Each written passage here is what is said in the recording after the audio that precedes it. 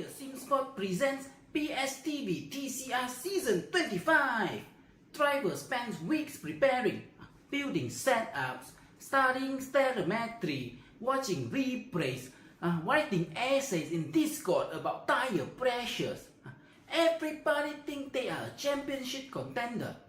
Then qualifying start, the guys who predicted pole positions, P27, emotional damage, door-to-door battles, late braking, questionable judgment, and confidence levels completely unrelated to talent. One ambitious dive into turn 1 and suddenly you have become part of somebody else's highlight reels. Emotional damage. Trying to explain it all are BSTV commentators Jay Colley and Pete Bingham. One sees a racing incident, the other sees an emotional damage incident. Welcome to BSTV TCR Season 25. Trust nobody. The battle begins now.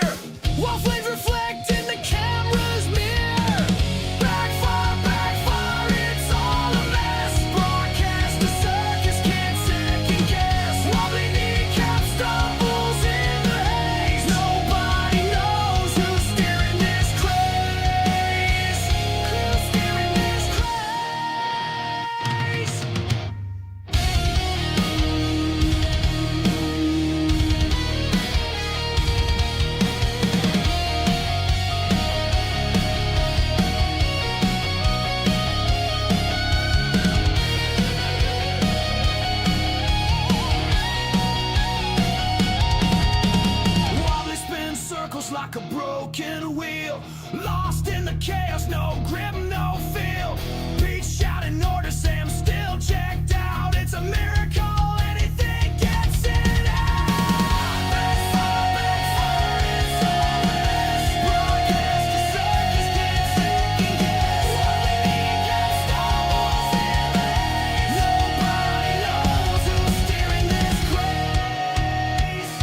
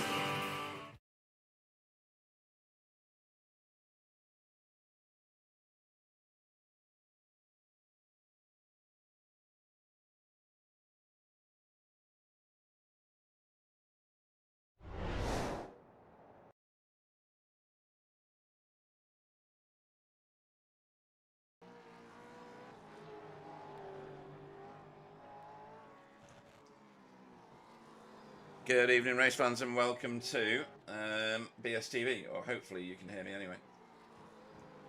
Yes, you can. Right, okay, that's cool. My YouTube feed is on a bit of a delay.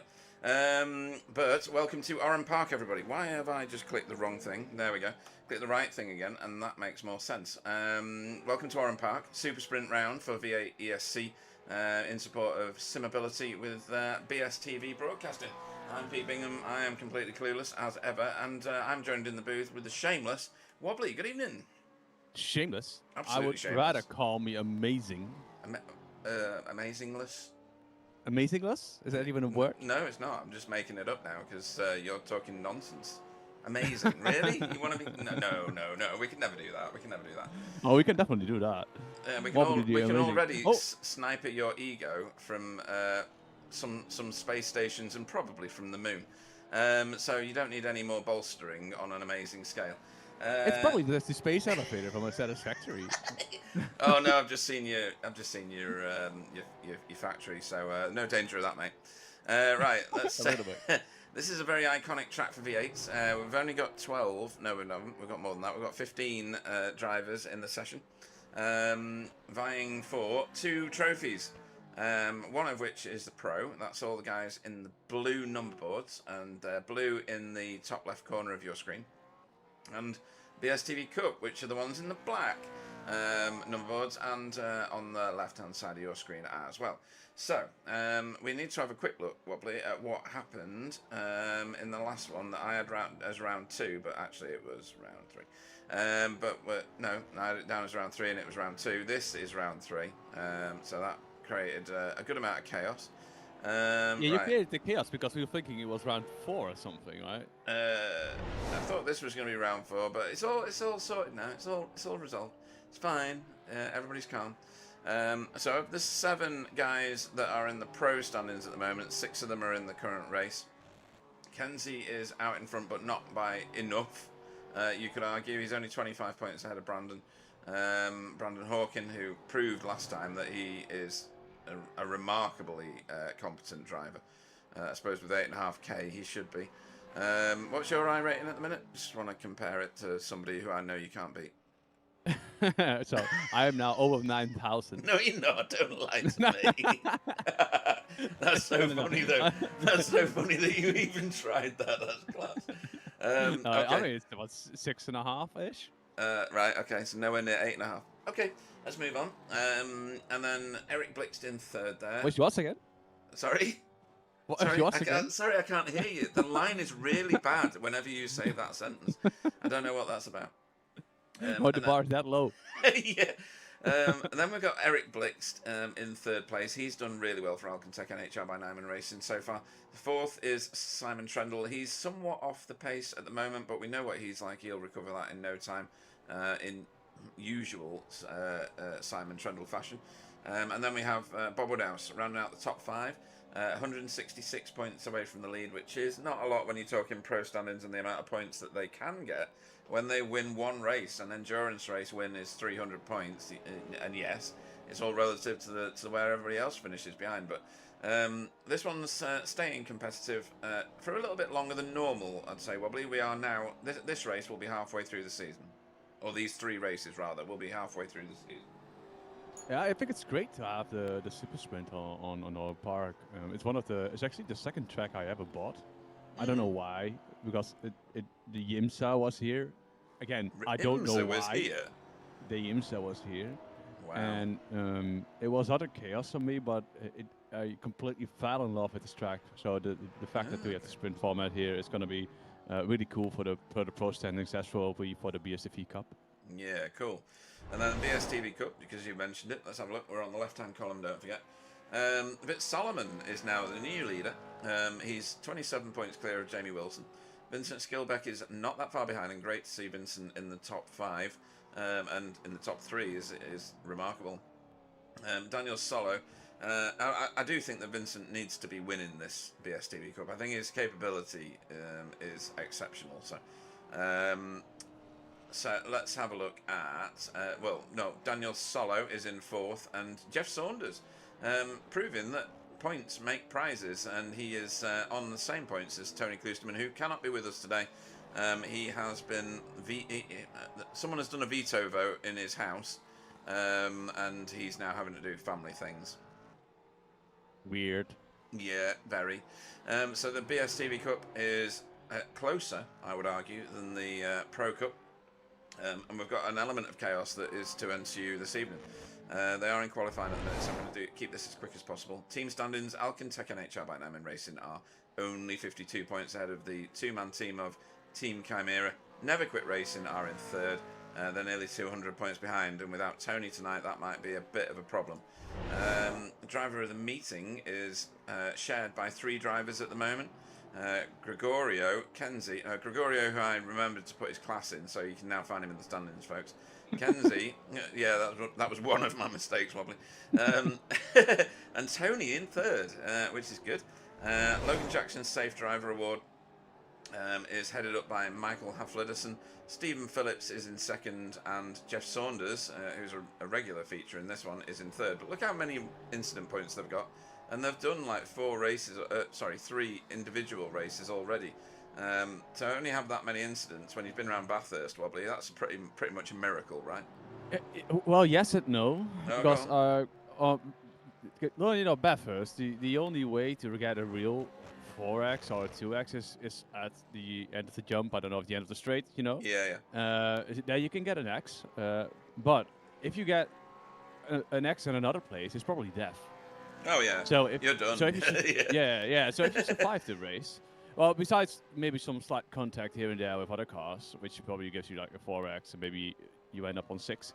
But yeah, it's obviously a massive achievement to not have more X's than that, and it also helps with your championship, obviously, because like every championship, every penalty point reduces your points gained in the championship, and it's been like that in all the years that we've done BSTV, which has been a point of discussion, also from my side back in the day. Yeah, I'm getting killed, and now I'm getting penalized for it as well. But it keeps people on their toes, and these days I thoroughly ignore the fact that I lose points and still get the access. Yeah, well, you need to just swallow that, don't you, and be a big boy about it. Mate, you like to swallow. We all know. I spit, thanks. So, figure of eight. Actually, fun fact. Now, for everybody not being 18 plus, please just put your fingers in your ears. Yeah. It's not going to be rude, Pete. Oh, don't have to bin the broadcast like once before. No. It's not a joke, which we can't. Is it anything to do with the ocean?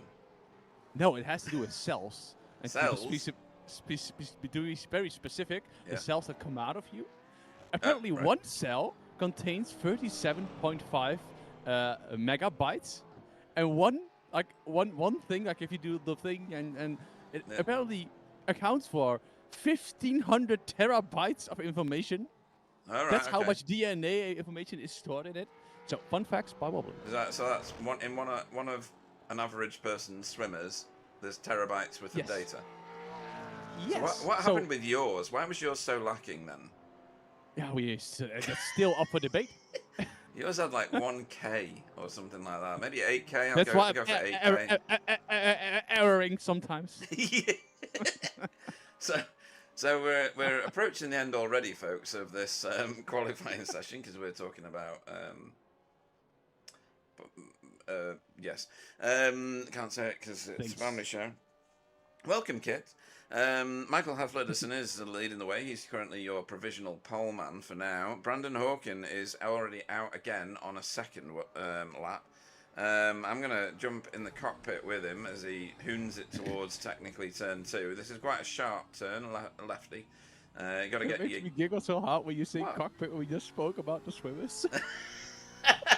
So we squirt towards turn.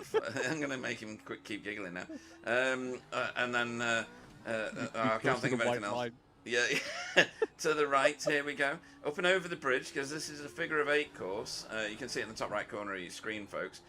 Continue around this everlasting right. It feels like, even though it's such a small track, and then get all of your speed off by the time you get to the bottom of this hill here, because this is a dumpy corner.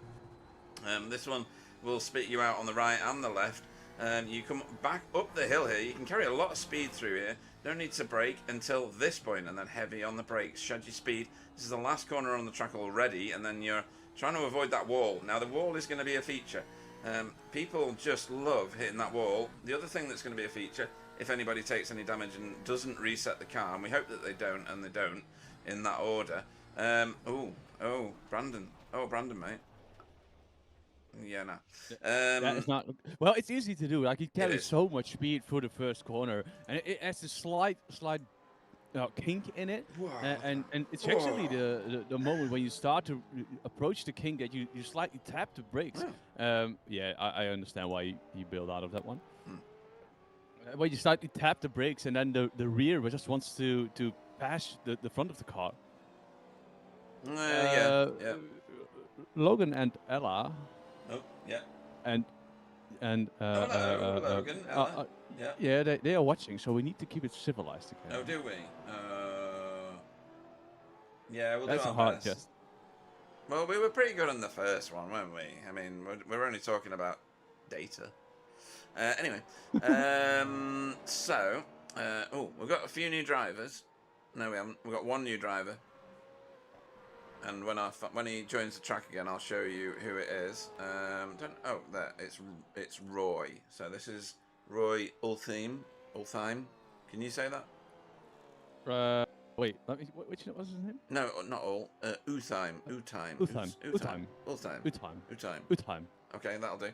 You're saying that forever now. Utheim. Sim Racing Norway. So guessing he's Norwegian.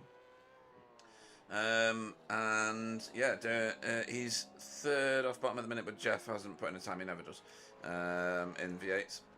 Vit Solomon's got a new paint on his car. Oh, we welcome Roy to the league. I already have done, verbally, well, by message anyway.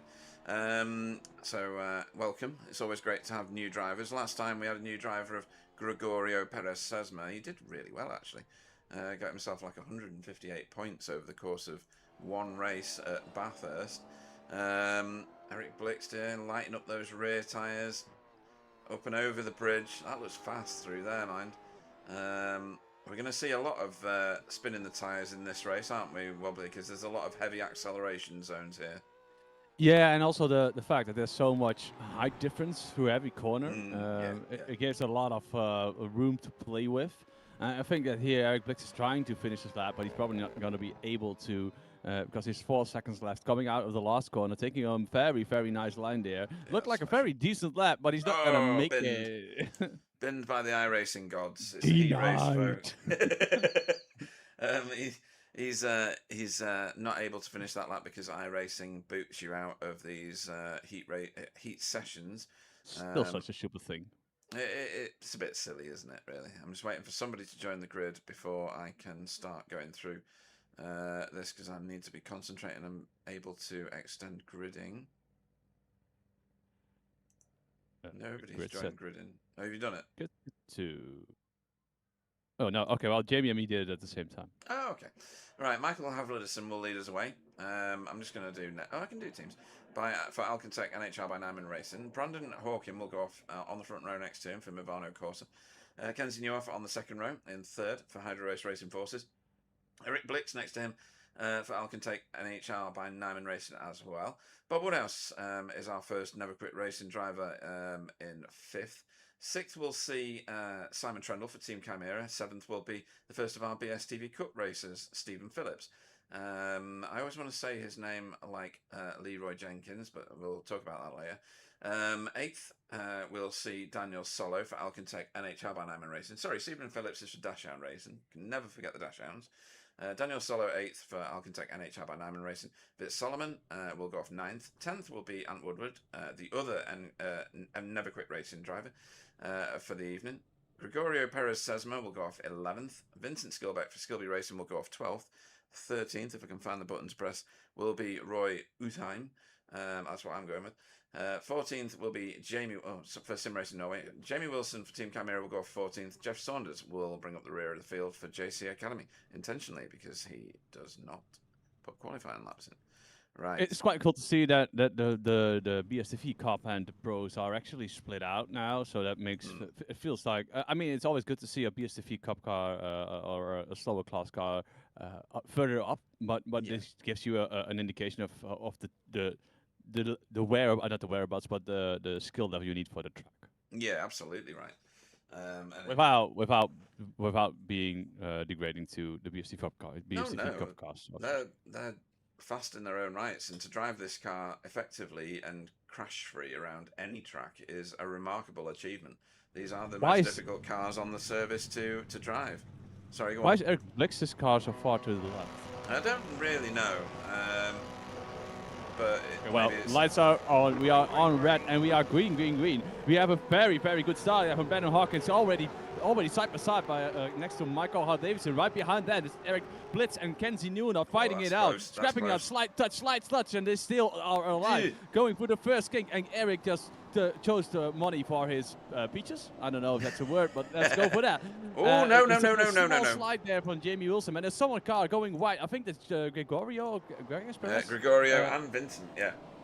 Both going wide after slight contact there. Brendan Hawking already fended off on a new attack from Michael Hardy-Davidson. They are all going uphill here, running towards the bridge. You see Stephen Phillips driving right behind Jamie, and Jamie is in a battle with Ed Woodward side by side, going through to one of the quickest corners of the track, and they sort themselves out. Now Stephen Phillips is having a little bit of a look there on the inside of Jamie, and Jamie is still trying to capitulate on that, but he makes it work, and they are falling up in line with a slight touch, a small touch there, I think from Utheim, who had a little bit of a sediment of his car at the exit.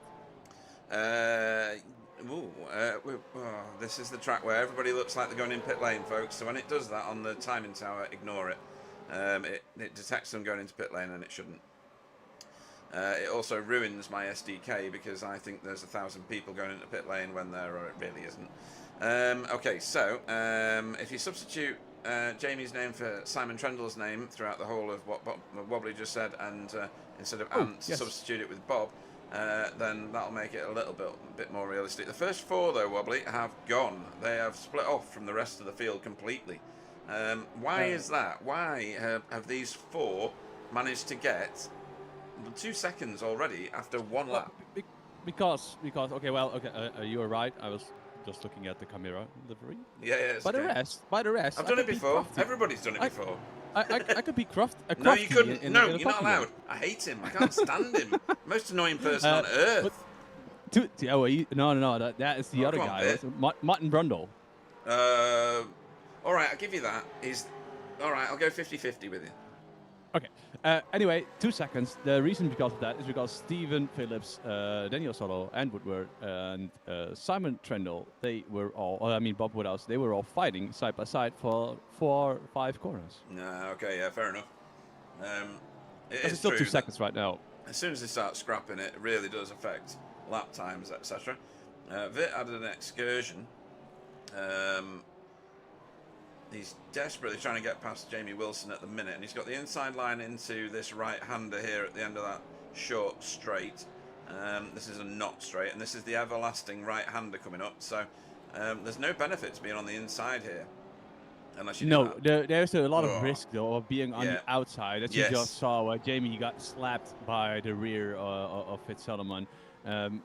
Like, being on the outside is never a bad thing, but you do expose yourself to the risk of getting caught by somebody else's mistake. Yes, completely right. And it does feel like we've achieved a Noah's Ark situation, but everybody's in fours. So you got these 4 at the very front, and you got these 4, and then a bit further back, after Stephen Phillips, who's separated himself off. Oh no, he's in there. Simon on the inside. Simon on the inside of turn 1, and he's hitting that curve quite hard. But it's a Stephen Phillips going very, very wide, and now needing to brake as hard as he can to avoid taking out Bob Woodhouse. Yes. It took me a glance at the timing tower to Why realize is my map and my battle box keep disappearing every time I go for anything like a replay or anything? No, man. Right, so... incompetence? Oh, that's a bit of a wheel... what? What? Who said that? So, what? 85 track, 69 track, what? So it was about the fact that you said it was an 8-figure track. Oh. 85. Yeah, Okay. I like that. Okay. So sprint race, and they are definitely not holding back. We have 3 sprint races, super sprint weekend for us this evening, and I always thoroughly enjoy these. I'll be honest, I'm more of a sprint kind of guy because, like, if you mess up, if you can take a little bit more risk because there's a new race coming in anyway. Yeah. Without having to like, if you mess up in a 90-minute race or a 2-hour race, and you end up at the back. There's always something to race for. Don't get me wrong. Well, then it's just more of a obligation to end it or to finish it. And now you need to get to the front, and now you need to be a little bit more aggressive. Now you need to use your elbows a little bit where you can. Well, I shouldn't say that, but never use your elbows, people. Don't do that. Do it. Who's KH Motorsport? Who's KH Motorsport?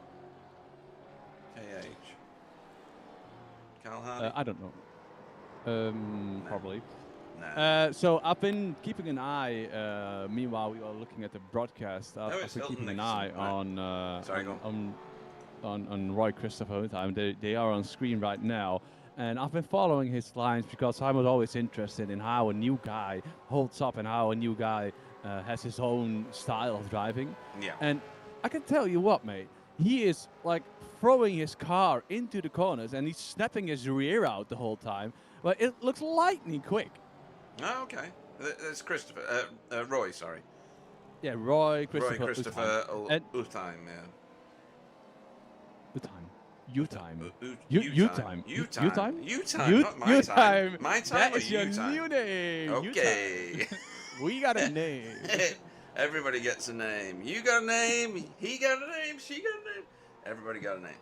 Right, so, right at the very front, this is getting hotter. Michael Harley-Davidson with the tractor beam out for Brandon Hawkin. It's Hilton, by the way. Yes, said that. And meow for Chesney, who's doing Ooh, slight touch there on the wall from Yeah, Michael little Harley-Davidson.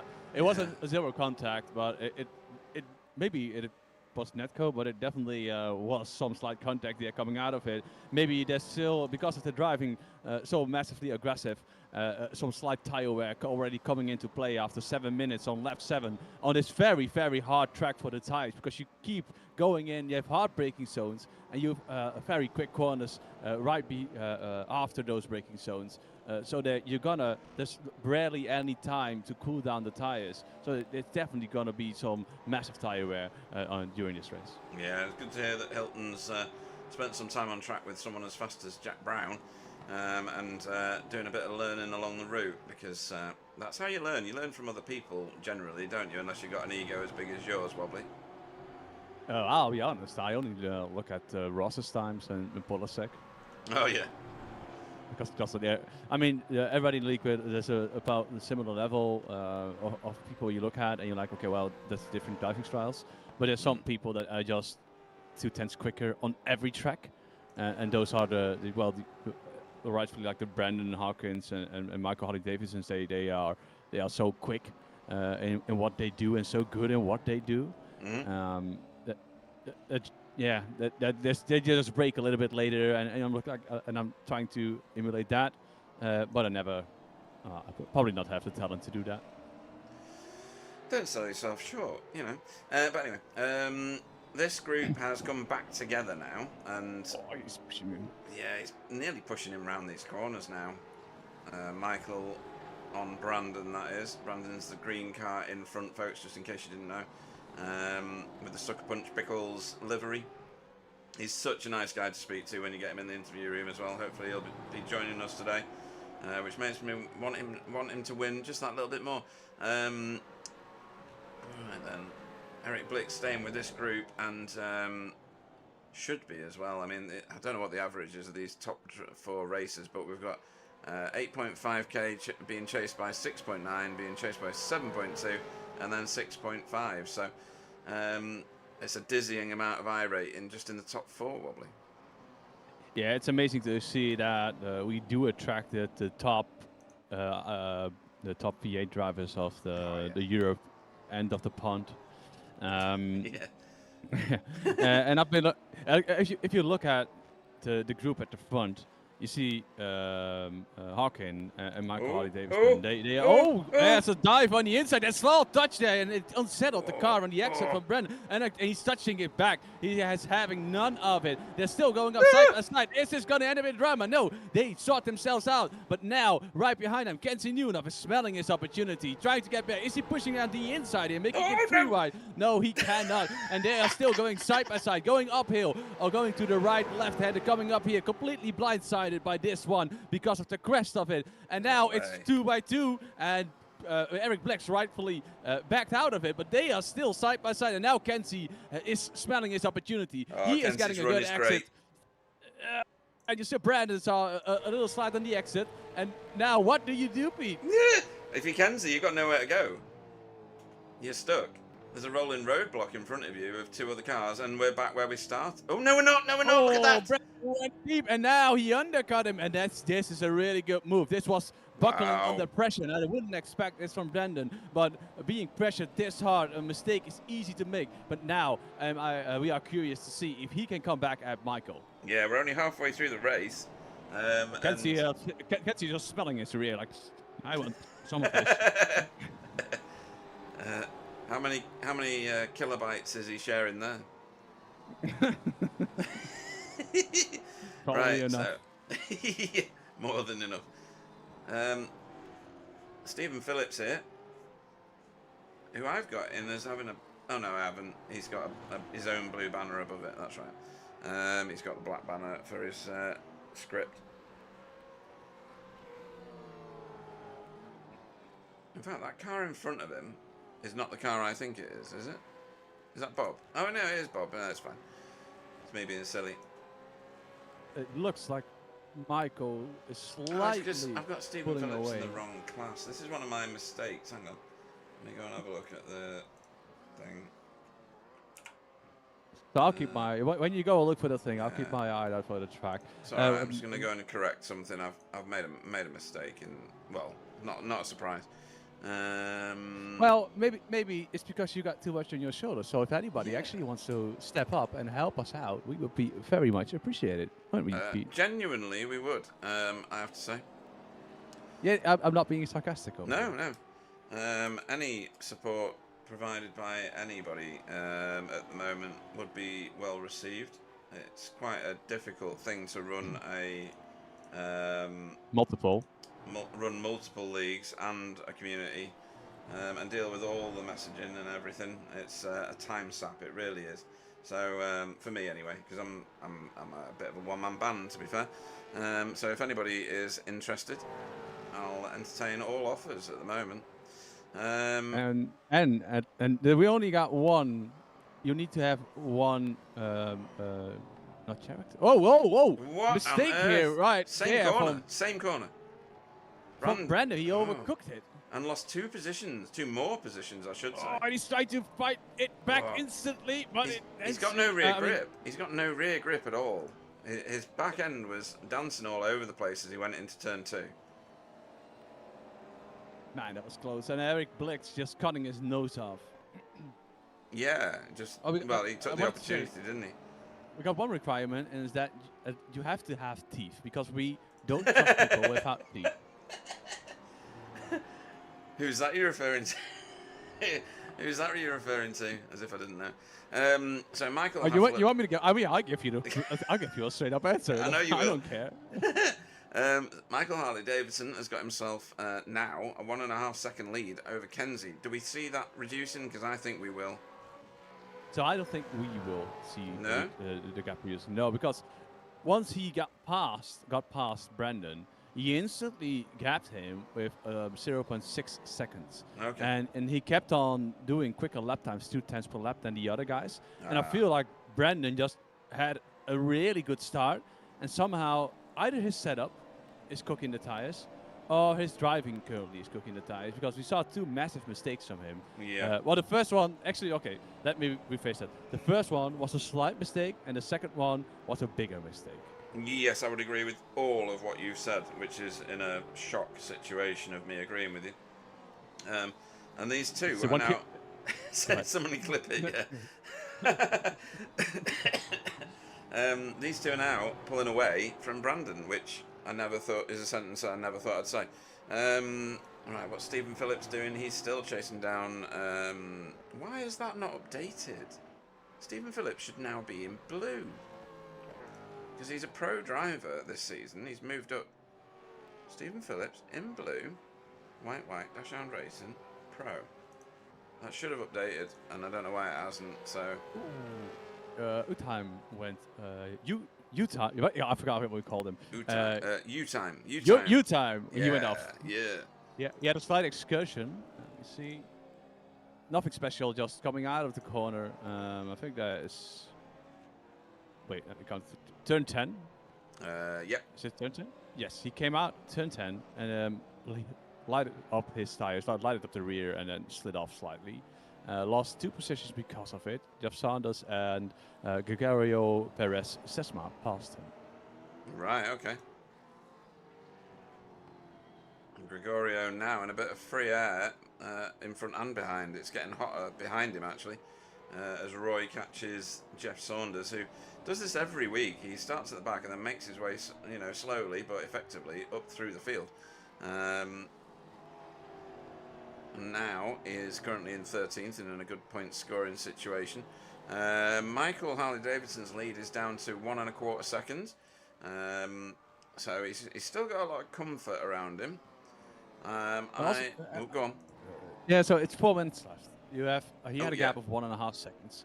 So he's definitely in a position where he's pushing, but from my perspective, I would say I would dial it back slightly because you have the gap. You don't have to push. You need to drive quick. But you can go like 99% instead of the 100 you were giving the whole time. Yeah. Meanwhile, looking at the lap times, I saw that beside the last lap, that Simon Trendle is now getting into a rhythm and is now matching the guys at the front. So he had a bit of a slow start with his lap times and with his compared to the others, but he's now starting to get into the groove. Unfortunately for him, it's a sprint race, so he needs to step it up slightly to be assured that he can follow the top dogs in the next race. Yeah. He needs to do something to stay with this front group, doesn't he? Because clearly his capability is more than sufficient to be able to stay with these guys. And it does look like Eric Blixt is ready to do something here with Kenzie. Kenzie's gone shallow into this corner. That's only given Michael Harley-Davidson more of a lead, because these are now starting to scrap. Is Brandon going to come back to second place here, do you think? Has he got it in the toolbox or not? I couldn't tell you, to be honest. The thing is, with the top 3, I think Michael has this in the back. But looking at these 3, you could throw a blanket over them and they still will be within a 10th at the end of the race. And the track is very hard to overtake. We saw that you can drive side by side for multiple corners. This is a very, very aggressive line there from Kenzie. Yeah, he got himself a bit of a gap there. Yeah, that was nice. I wonder if was there a slowdown? There was no slowdown involved because he completely went over the grass. Probably just massively nailed it. Maybe even got a 1x for it, but it did give him the gap slightly and some breathing space. Brandon again with the lockup in turn 1. What's going on there? I don't know. His rear's locked up, which is unusual, or it looked like his rear's. I'm sure it was his front. Why would you put so much brake bias to the rear of this car? That wouldn't work at all. And he's just lit up the tyres like a Christmas tree. What? Ant Woodward has crashed, according to my screen. I'm pretty sure that's not true, because I can see that he's not dropped any positions. Oh. He's going a bit slower than he was. Maybe he did. No. Yeah, so he had... Stephen Phillips on Bob Woodhouse. Is he going to get this done, or is Bob going to hang it out round the outside and retain the position? This is for real pro points. Ignore is the fact that he's got the wrong colour on the timing tower. I've tried to fix it. It's not fixed. This is what I meant. 4 corners side by side. White Getting flag back now? to. No. I don't see Barney. It should be white flag. There is no Barney. He's on the other side of the track. That's why. This is the last lap. And Woodward just had a lock up in turn 1, spun because he tried to avoid Daniel Solo, which he did. Okay, cool. To avoid hitting him, and spun up and got back on track. Stephen Phillips got that move done, even though I switched away to look at something else. So he's put Bob into 7th place.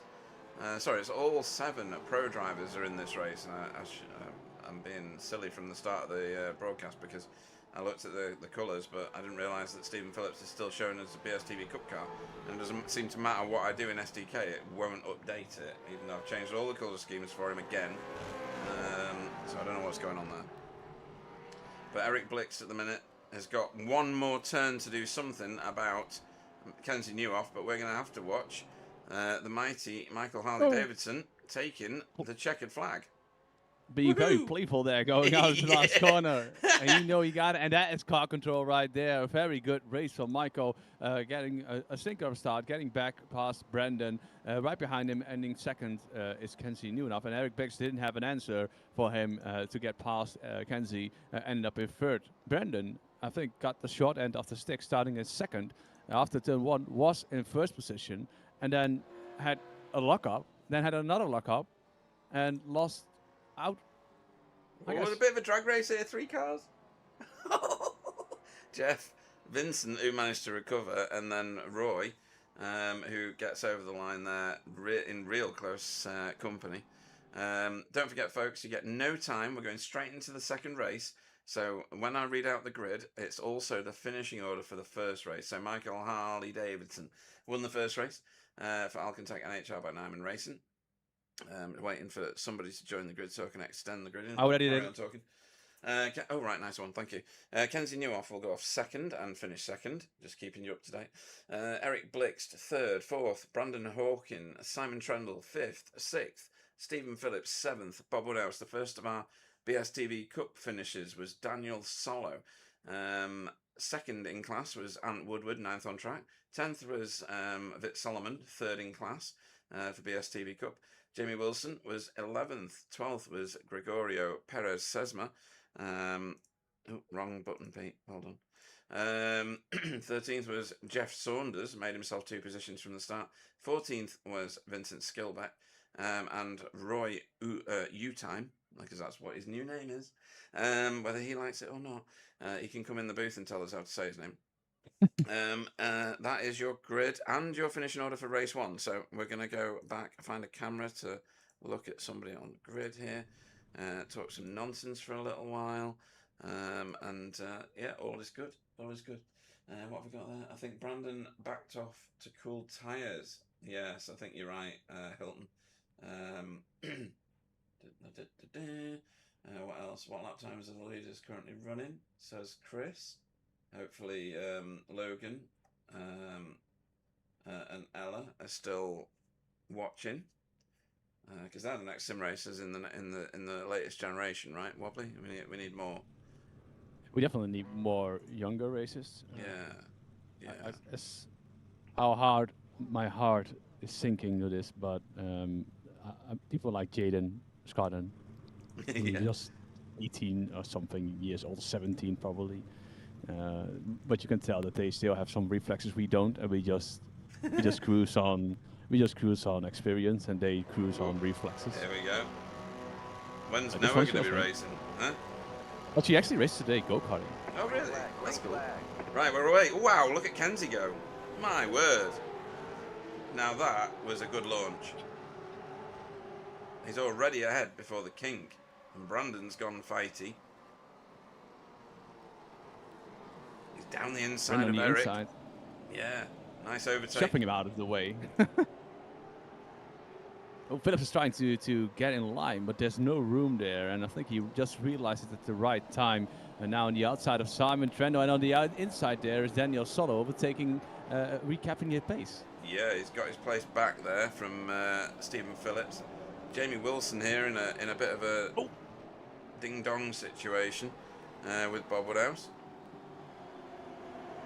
Yeah, Jamie seems to be always seems to be right in the thick of it, and and also making his car as wide as possible. Somebody going very, very wide there. I think that's Ed Woodward. Yeah, in the Never Quit Racing car.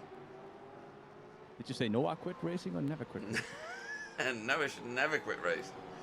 So Ed is still trying to bleed off a slowdown currently. He has now made it work. At the front, we see Kenzie, which you rightfully mentioned, had a really, really good start, a massive launch there. His tires gripped up. The second phase was quick as well. And Michael Harley-Davidson and Brendan Hawking and Eric Blix again are the chasing hounds, and they want to get past him.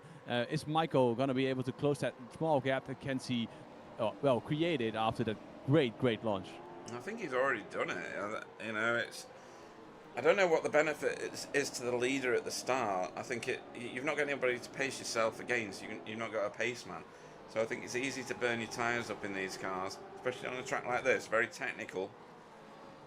You have some drivers that are really good at driving forward, and you have some drivers that they drive in their mirrors.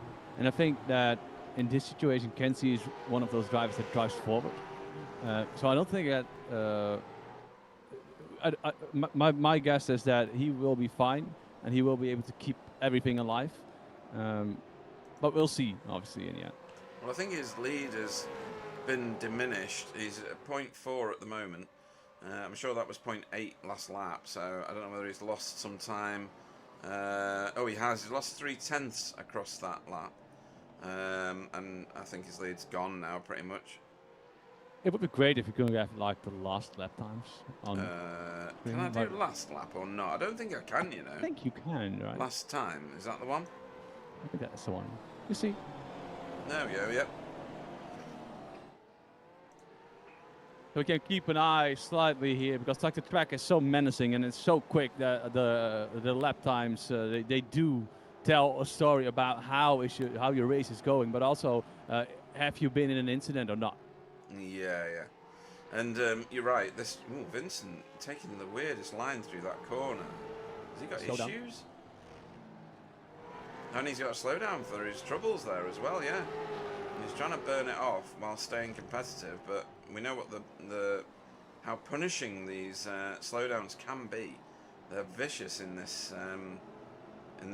simulator at the minute. They have become a little bit better, but the concept of having a slowdown. I mean, I got a slowdown the last time, but I got. You remember? I got bumped by Evan, I think, and I was out in the woods. My line was so wide. I still haven't returned on track, and I got a slowdown for it. Yeah. And I think you deserved it. Well, probably iRacing fault as well. So then I'm good at him. It was fine. Yeah, Roy making his way forward slowly. He's got Vincent. Vincent, I feel, is racing with people he shouldn't be right now. That's not to diminish from the people around him, but his own personal capability is further forward in this BSTV Cup standing. The first 4 cars, though, as they were in the last race, pulling away from Simon Trendle, statements you can only imagine that you've said.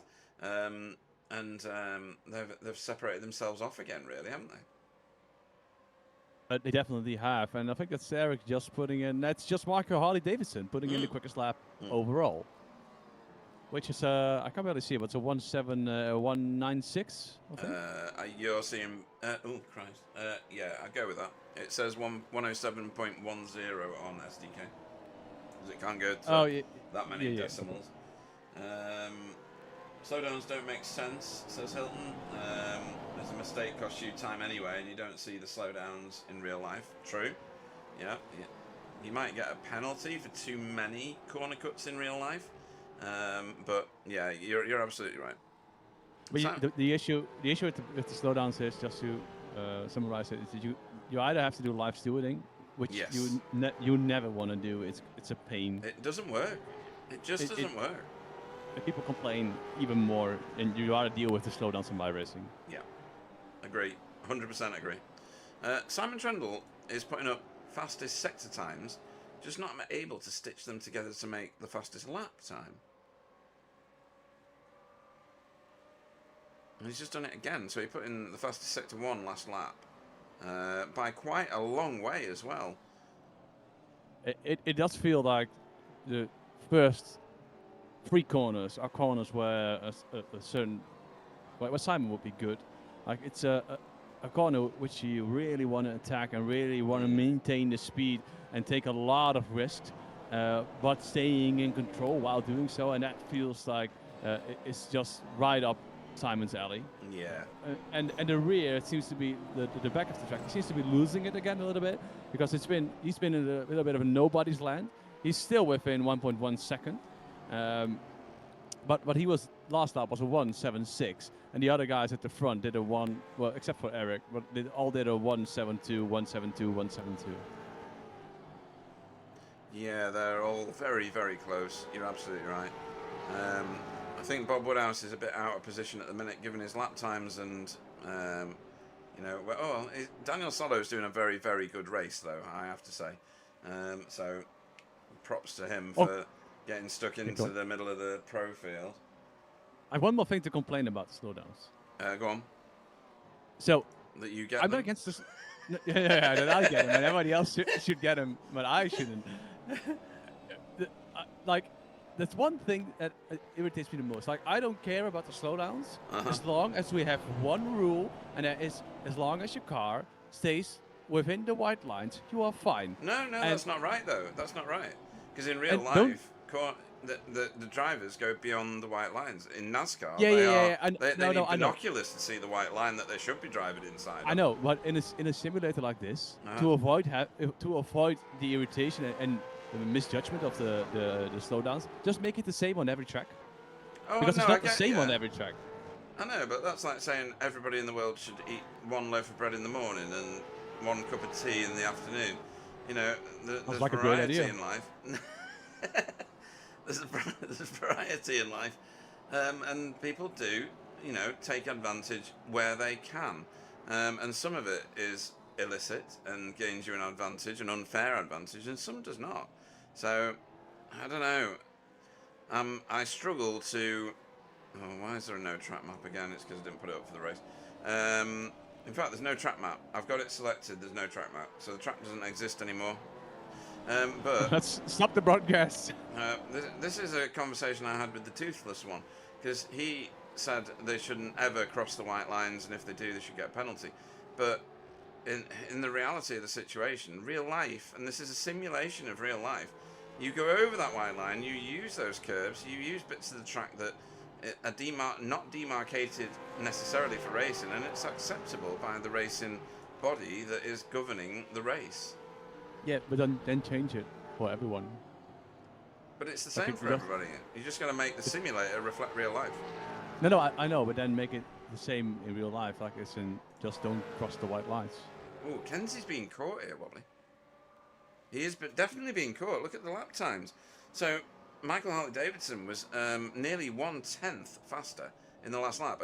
And that doesn't sound a lot, does it, folks? But with these guys at the front here, 1/10 can be the defining factor. So, I think Kenzie's going to start feeling pressure really quickly now. I've never seen... Did you ever see Kenzie feel pressure? No, not at all. He has antifreeze in his veins. There is no pressure felt by that boy. He's an alien. I'm in love with an alien. Don't do that ever again. Nobody soundbite that. It's never getting used. I'm in love with the Thankfully, my noise suppression kicked in and cut out the second part of that. I'll do it again. No. Right, yeah. Michael's starting to crawl all over the back of Kenzie now, and the same is happening behind with the other Alcantech car on Brandon Hawkin. I feel like Michael's now in the same position he was in the previous race. Hilton, we don't want to clip it. Definitely not. Not clipping that. Sorry, carry on. Michael's in the same position as he was last race, where Yeah. he is able to apply the pressure, got away worse than the car next to him. Again, got stuck in second position, and is not able to extract his full pace and his full potential currently. No, even if he gets past, he's got his own teammate in the way, if you in inverted commas. So they'd have to have a bit of separation between the two pairs, I think, to get for Eric to get a decent overtake done. Look at the amount of fight that they all have to put in the wheel. I'm just doing this, and I'm going to switch to Kenzie. We're just over halfway through this race, so there's a bit of counter correction, and he's brilliant on the brakes, isn't he? Michael Harley-Davidson, that's sublime. Don't know what it does to his front tyres, but yeah. Go on. I was looking at the line he took last lap through the last corner, and it seems to be able to stock the inside of the car, the left front of the car, right next to the curb. And compared to, look at how hard he's attacking that, and that is a jump scare there. You can definitely tell it's been put off there because he had to brake so hard to avoid ramming Kenzie into the Netherlands. Yeah, absolutely sent him home to the Netherlands. There's Brandon's view. I want to see what Kenzie's looks like though. Let's go on board with Kenzie for a bit. Let's see how much input he's putting into this wheel. Because you don't want to be turning left to turn right and vice versa, because that's just going to heat up your tyres. There is a little bit in that. There's always the slight corrections here from the bumps and the steering wheel that you're using. Yeah, let's see if he takes the same line into this last corner. They had a bit of oversteer coming out of that.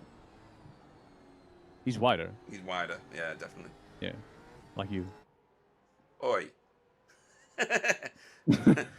It's one thing for me to know it, it's another thing for you to state it. I always state it. I know you do. Right. Ooh! Mike was so good in that first corner. Really, really smart on that first corner. Simon, he's still putting in good laps. He's just not gaining. Yeah. It's the same thing as last race, where Simon, it seems to not have that extra 2 or 3 tenths in the beginning.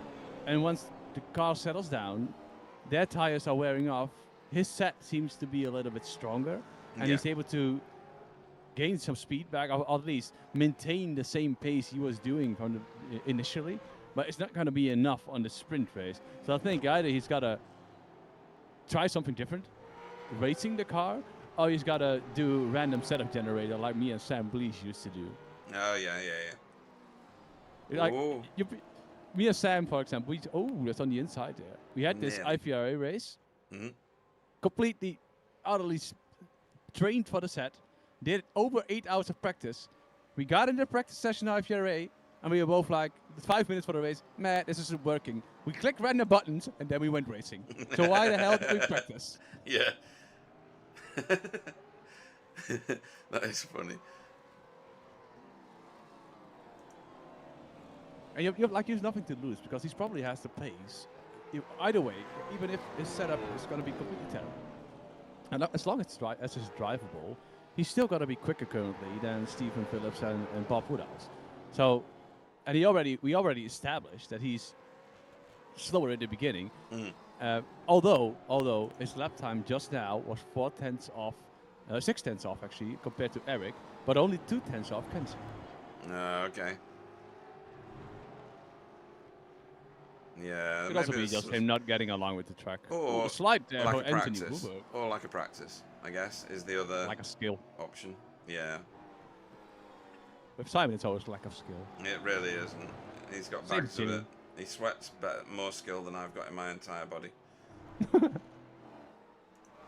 Right. At the very front here, there's no separating these 4. But, interestingly, we reversed the top 8 positions when we go into what is effectively the feature sprint race. So, Daniel Solo, the BSTV Cup driver, ignore Stephen Phillips' black number in the top left corner. He's a pro driver. I just don't know what I'm doing wrong in SDK to make that work. It's just SDK fix, don't. Yeah, I think it is. I think it is because I've unset it, reset it. It's just doing its own thing now.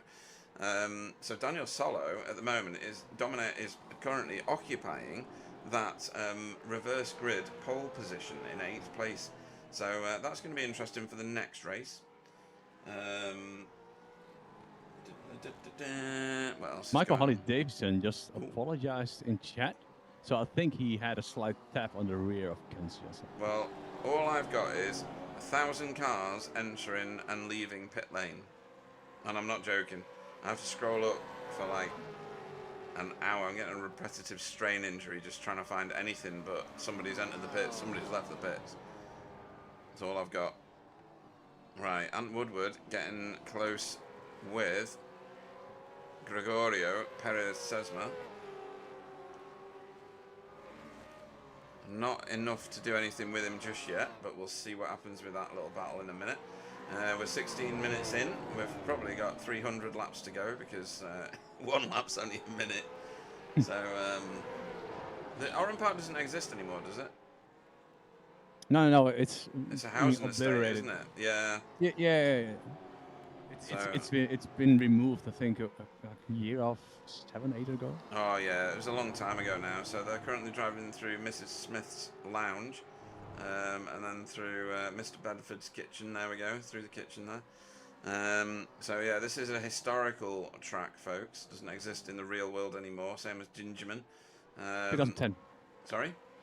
2010. 2010, right? It's a long time ago then, 16 years. Just a crazy amount of time, actually. I can remember watching races round here in old style supercars back in the day. Oh, nice, in the 3 pixel area. That's right, yeah. Era, sorry. Yeah, 3 pixel era, yeah. Gingerman was a great track. I think that was a Tasmanian track. That was amazing, but that apparently is now a shopping centre and housing complex or something. That was a devilish track. Thank you. I liked what you did with that one. That was good. All right, what's Roy doing? Roy's caught up with Vincent. Vincent's not getting. What is going on with Vincent? This should be a home track advantage, although it's not existed since. What is he doing? He's having big issues here, I think. Yeah, I don't know. Did he have an incident? Oh, he has now. There's something going on with his setup or his rig, because that's not normal for him to be going sideways through just a standard kink like that. What is going on? Let's go on board with him a minute. Can we hear Does he anything? have damage, maybe? No, his wheel is straight. High revs going into this corner. This is fine. Maybe he just didn't really practice the track. It's an Oran Park. Yeah, I mean, it's similar like Stefan Goebel driving the Nürburgring. He don't really practice. He just turns up and wins it. Yeah, he does, yeah. See, this seems all normal. There was so much weirdness going on a minute ago, but Roy is really putting bags of pressure on him. He's trying to do a cutback here, and it might just come off this. Nope. He's about to say, Vincent, it is me time. Yeah, absolutely. I think there's something going on with Vincent's setup or his rig, because this is un-Vincent-like. It really is. We just entered the straight, so we're going last lap. Barney on the right, trying to dislocate his shoulder, but he's not in view. Not in view on my screen. So Kenzie's still leading the pack of the 4. What's the thing called again? The 4 ducks from the 4 bandits. 4 bandits, yeah. The 4 bandits. He's still leading the pack. The 4 bandits. 2 tenths behind Kenzie Neunov. Right behind Michael is Brandon Hawking, and right behind him is Eric Blitz. And Woodward through on Gregorio. Is he going to make that stick? Yes, he is. Very, very good pass right there. Right. Michael, if he wants to win, he's going to have to do it now. Same for Brandon. Same for But there's so Eric. much risk. There's so much risk in it now trying to overtake him. He could lose his second position right to Brandon and maybe even get back to all the way to fourth position if he makes a small mistake trying to do so. Going over the crest of the hill, going for the last corner. A little bit of a settle there. It looks like he's taking a wider line there, but I don't think he has enough in it. Almost touching the wall and flashing his lights in respect of Kenzie and trying to annoy Pete Bingham. Yes. At the end of this pack was Eric Blix ending up fourth. Look how Stephen has caught Simon. Maybe he had something. Maybe. Ooh, what's going on here? Ooh! Right, so that was Roy. There's something going on with Vincent's car. I can't believe that that's normal behaviour for Vincent Skilbeck. He's usually right on the back of the pros. Something's going on technically there, I think. Wait, what? What just happened there? What? Yeah, it's weird that Simon lost so much time on on Steven, because I've been checking Steven's lap times and he had a 1:10. Okay. What? So we've got a 10-minute warm-up while I go through the finishing order of that second race, while Wobbly tries to figure out what the hell was going on with Simon Trendle and Vincent, particularly in that order. Don't know what's going on with my graphics at the minute, but Roy has got no graphics at all. Right, so Kenzie was your race winner in that second race for Hydro Race Racing Forces. Michael Harley-Davidson finished in second place for Alcantech NHR by Nyman Racing. Brandon Hawkin was third step of the podium, bottom step of the podium for Mivano Corsa. So congratulations to all three of them for getting on the podium. Eric Blixt was just out of the podium positions in fourth for Alcantech NHR by Nyman Racing. Simon Trendle was fifth for Team Chimera. Stephen Phillips was sixth. He's a pro driver, so ignore the black, replace it with blue in your head for Dash Hound Racing. Bob Woodhouse was seventh for Never Quit Racing. And then the first of our BSTV Cup drivers. So class victory for Daniel Solo in eighth place overall for Alcantech NHR by Nyman Racing. And crucially, that splits him an entire field of pro drivers away from all of the rest of the BSTV Cup cars in the next race, because it's a reverse 8 grid. Ninth and second in class was Jamie Wilson for Team Chimera, and Vit Solomon gets the third step of that podium and in 10th overall. And Ant Woodward finished 11th for Never Quit Racing. Gregorio Perez Sesma finished 12th. Roy U-Time, because that's his name, 13th. U-Time. U-Time. It's not me time, it's U-Time. For Sim Racing Norway. Vincent Skilbeck finished in 14th for Skilby Racing. And Jeff Saunders was 15th for JC Academy.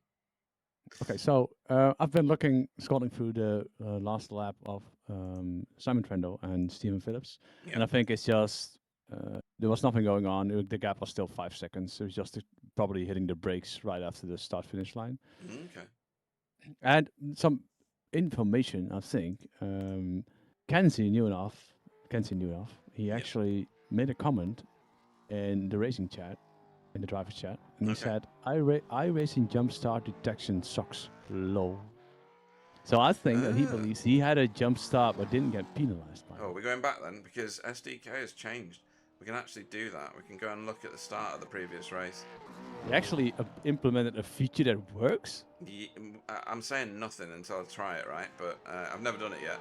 I've got to go through all these pit lane entry, pit lane exits. Yeah, in before the skip to next session or something like that. Like, oh, here we go. Found it. Right, ready? What are we looking at? Kenzie. Where's Kenzie? There. Right, let's have a look. We don't have the lights, obviously. He's off the brake. Well, I do agree with Kenzie right there. Yeah. Either like it's a bit like no, let me rephrase this. So it's a bit like with a 100-meter sprint, 100-meter dash. Yeah. So they hold their feet on a starting block, right? Uh-huh. But there's this margin which you are not allowed to react as fast as you can. As in, if you react quick within, let me search. I'll search the number in a bit. But if you react within a certain amount of time, it's penalized because of a false start. Right. Although you're because they think it's humanly impossible to react that quickly. Because Okay. then you're just gambling, as in you can't react that quickly. So if the shot goes off and you go, for example, within 0.0001 second, then it's a penalty. And I feel like this might have been the same. All right, fair enough. So he's reacted super fast, but still inside Prob- the acceptable time. Probably lucky, you know. Yeah. Yeah. So, but again, it's iRacing, so it could either just be a false start, whatever. But. Okay. And Chesley says, "Oh, good, more replays of my crashes. God damn it, because I can now go back through previous races." Well, to be honest, I mean, you can probably get like 6 crashes of Kenzie of Chesney every race. Fighting talk. What's that, Vincent? Not my night tonight. Really not fun for me to race, but got to keep going for points. Tell me what was going on, mate, because your car behaviour looked like there was something technical going on. It just didn't look like you. Oh, by the way, Pete. Yeah. I can't remember if you were there back then, but we used to when we had TCRs and GT4s on track, we used to play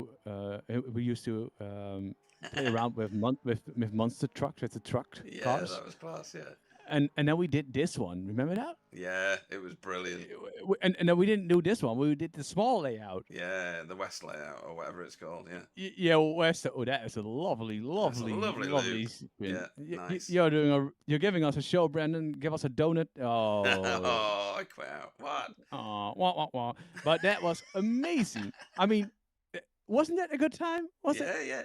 That was brilliant. Yeah, we need to do. We should do more of that, but I just don't have the time to organise that sort of thing anymore. Well. So no, you don't need to organize it, but you could at least try to. I mean, your rig is about 4,000-5,000 quid, and you're not using it except for broadcasting, playing Hell Let Loose, doing Drug Empire. No, it's not Drug Empire, but it's the I can't remember. Yeah. And but you could actually there is a league on Sundays. It's starting in August on Sunday evenings, and it is TCR. Oh, really? Okay, that sounds good. Yeah. Who's that I'll send with? you the Discord. Yeah. It's the Joseph Wright Broadcasting. The what? Joseph? Yeah, so I don't know the guy. I just got sent a link by Tony Walker, and he said, "Oh, let's do this league." I was like, "Oh well, okay, why not?" Yeah, why not? Chesney says, "Happy it's still less than yours, Wobbly." In order of incidents. Incidents I have a lot, but I just kill people. I don't kill myself. And Jeff says, "Way out my depth with these aliens. Anytime I'm not last is a massive bonus." You're kind of not wrong, but you're also a bit harsh on yourself, I have to say, because these cars are not the easiest thing to drive on planet Earth, as we've said a billion times before. And Oran Park is probably one of the most technical tracks on Earth. It doesn't last long, but it can kill you on basically every corner because there's no options left to you. It's narrow, it's tight, it's twisty. It does strange things. It's like Suzuka that's been put in the wash with Daz. It's a figure of 8 track. It's shrunk down in all aspects. Nobody disrespects Suzuka, nor should they disrespect Oran Park. This is the crucible for any kind of V8 driver. So do not hold yourself to the flame on not driving as preeminently as some of these top 4 cars. Is that fair to say, Wobbly? I checked out. Sorry. Oh, did you get bored? Too long? No. No. No. It's too boring for you. Is that what it was? No, oh Christ! Oh no. There's loads of people coming out into the pits at the minute. I don't know why. So no, the thing is, I feel like it's a little bit of the same par as it is. It's gonna be a weird comparison, but I feel if I drive this track, it's not often, and this other track I don't drive often. It's Tsukuba. Oh yeah. I feel like this one is an upgraded version of that. Tsukuba's even smaller, right? Especially the middle sector, and if you have the chicane with it, it's completely weird. But it's one of those outliners, which again, it got demolished in 2010 because I just searched that it was 2010. Right. Yeah. And I understand why people don't see the appeal of these tracks, but being able to drive these tracks in the simulator still shows that there's definitely this is the alternative layout. Yeah. But it definitely shows that the racing on those tracks is amazing. And I feel like we are losing these types of tracks. We these are. days. We're definitely losing them. Absolutely right. You know, these are the ones that really make drivers pay attention. And you know, you got these Tilke tracks with 16 miles of tarmac and safety barriers and things like that. And yes, we needed safety barriers, and Jackie Stewart did so much to make real life racing a much less lethal thing to do. But ultimately, these smaller, tighter, narrower tracks that don't see massive events come to them and therefore don't get the funding, they just disappear and die, and it's honestly a massive loss to the racing community. Yeah, exactly. And I feel like it's all been going towards those high-speed, octane-heavy, full throttle tracks. Yeah. It's NASCAR focus, isn't it? It's, you know, how fast can you go? Not necessarily what's the skill level. How fast can you go? How low can you go? Can you go down low, all the way into the flow? Oh, I need to extend. Already grid. did. Oh, right, thank you. Right, let's run you through this starting grid as Chesney goes and does D&D. Daniel Solo will lead us away.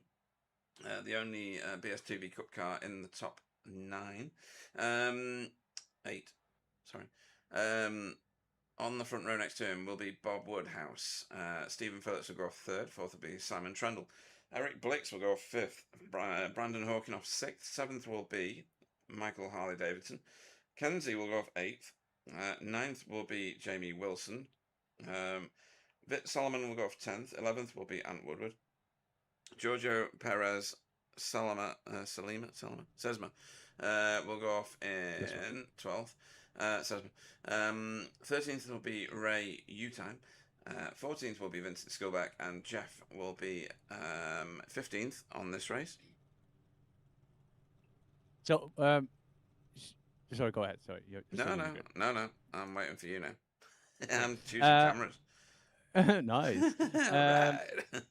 All right. Let's go, party.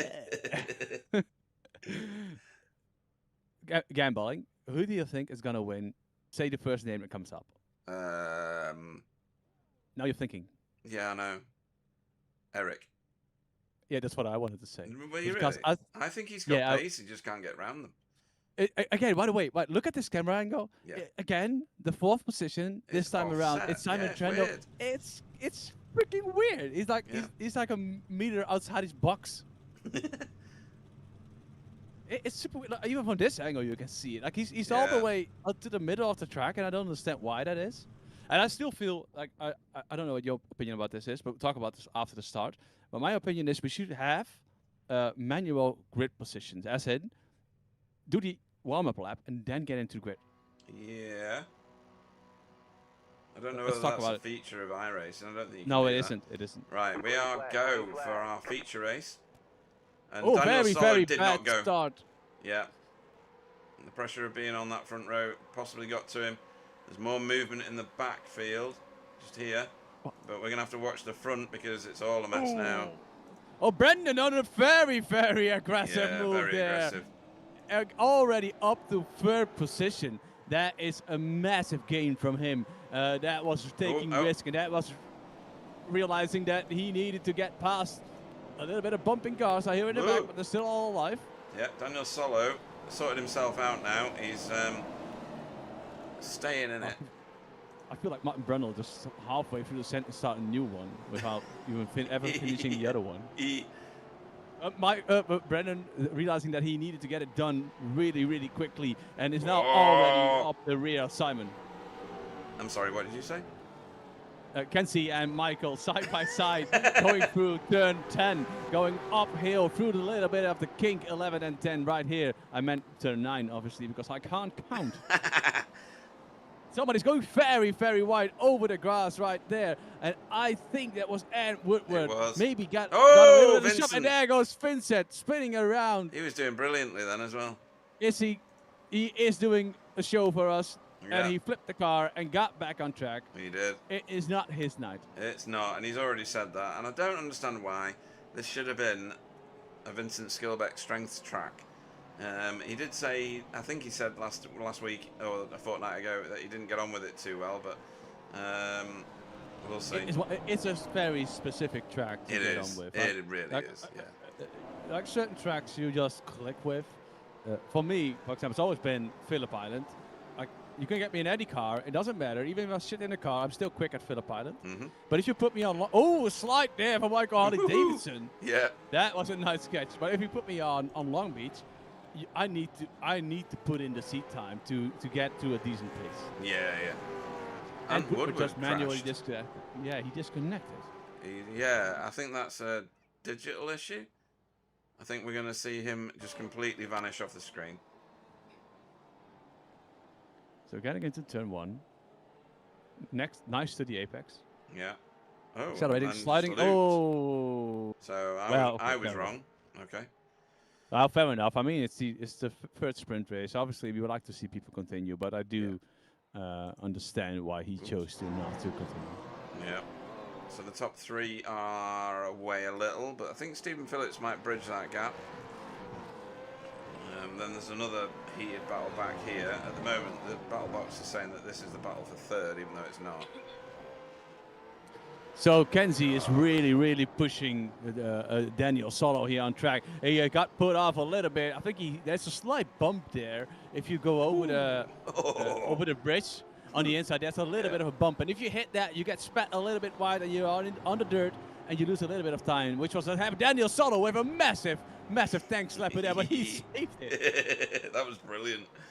Kenzie's on him like white on rice at the minute. But also, Kenzie's now feeling the pressure of Michael Harley Davidson, who's also trying to get involved. And you can tell that Kenzie has a lot of overspeed there.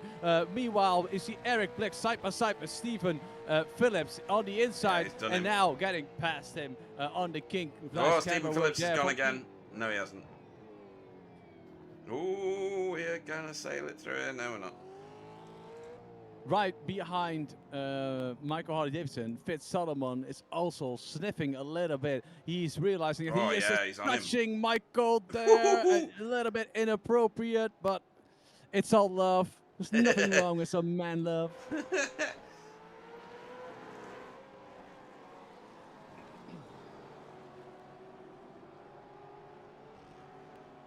Further back, we see Jeff Sanders is still on 13th position.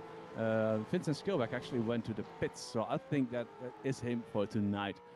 Yes, he just manually disconnected as well. Okay. He's just calling it a quits and not getting along with the track, as he mentioned in chat. Having a rough night, but yeah. I don't understand that either because, you know, Australian track, yes, it doesn't exist anymore and hasn't since Vincent was probably, what, 12. But, yeah. He's probably a data cell. Yeah. So we all started. And so we have returned. Oh, dear. Oh, Brandon. When did Brandon get through? Oh, right, at the very... Well, after... Oh, it was at the point where Vincent crashed, so I think we missed it for that reason. Oh, Daniel! Daniel! No, it wasn't. It was the previous lap. Lap 4, he got passed on the inside. What happened here? On Simon. Is this going to be him on his own? Or is Kenzie going to assist him? Oh. Oh. That was a Kenzie assisted loop, I think, was it?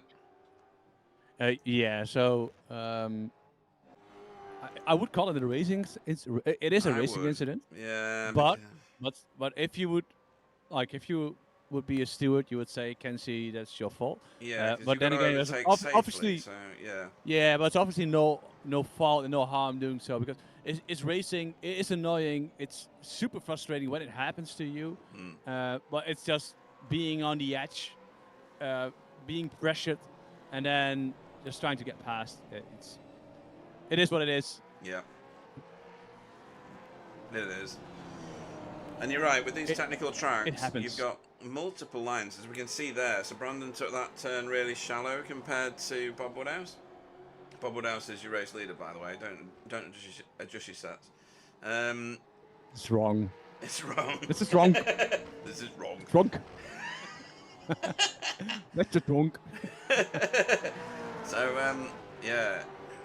Many different lines into all of these corners, and different accelerating points depending on how you approach the corner, and that's one of the results that can happen. And yeah, arguably it's always the driver who's overtaking who should do so safely. So Brandon has a lot of speed on the straight, but he's not able to pull the trigger. He's so I reckon he could have. The line is super thin there and overshooting that corner, and just being able to put it next to him. But I think that he's realizing he's in second position, which is still great. Obviously, he wants to win. We all want to win. But this looked like him backing out of it because he has Simon as a buffer behind him. So did you hear that from Vit's car when he went over that curb? It sounded like he took damage. Crunching no, noise. I didn't hear it.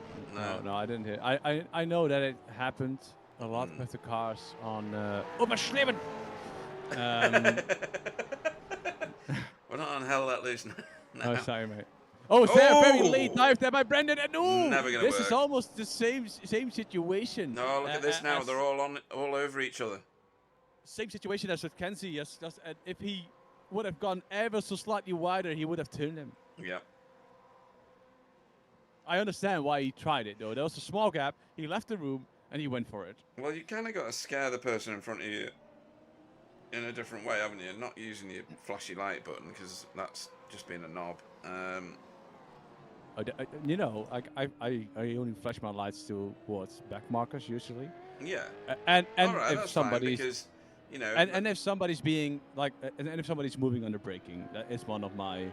things. Like if somebody moves under braking, I just hate it. You've not got a car horn, have you? Because they don't allow them in racing. But you know, it'd be that sort of thing.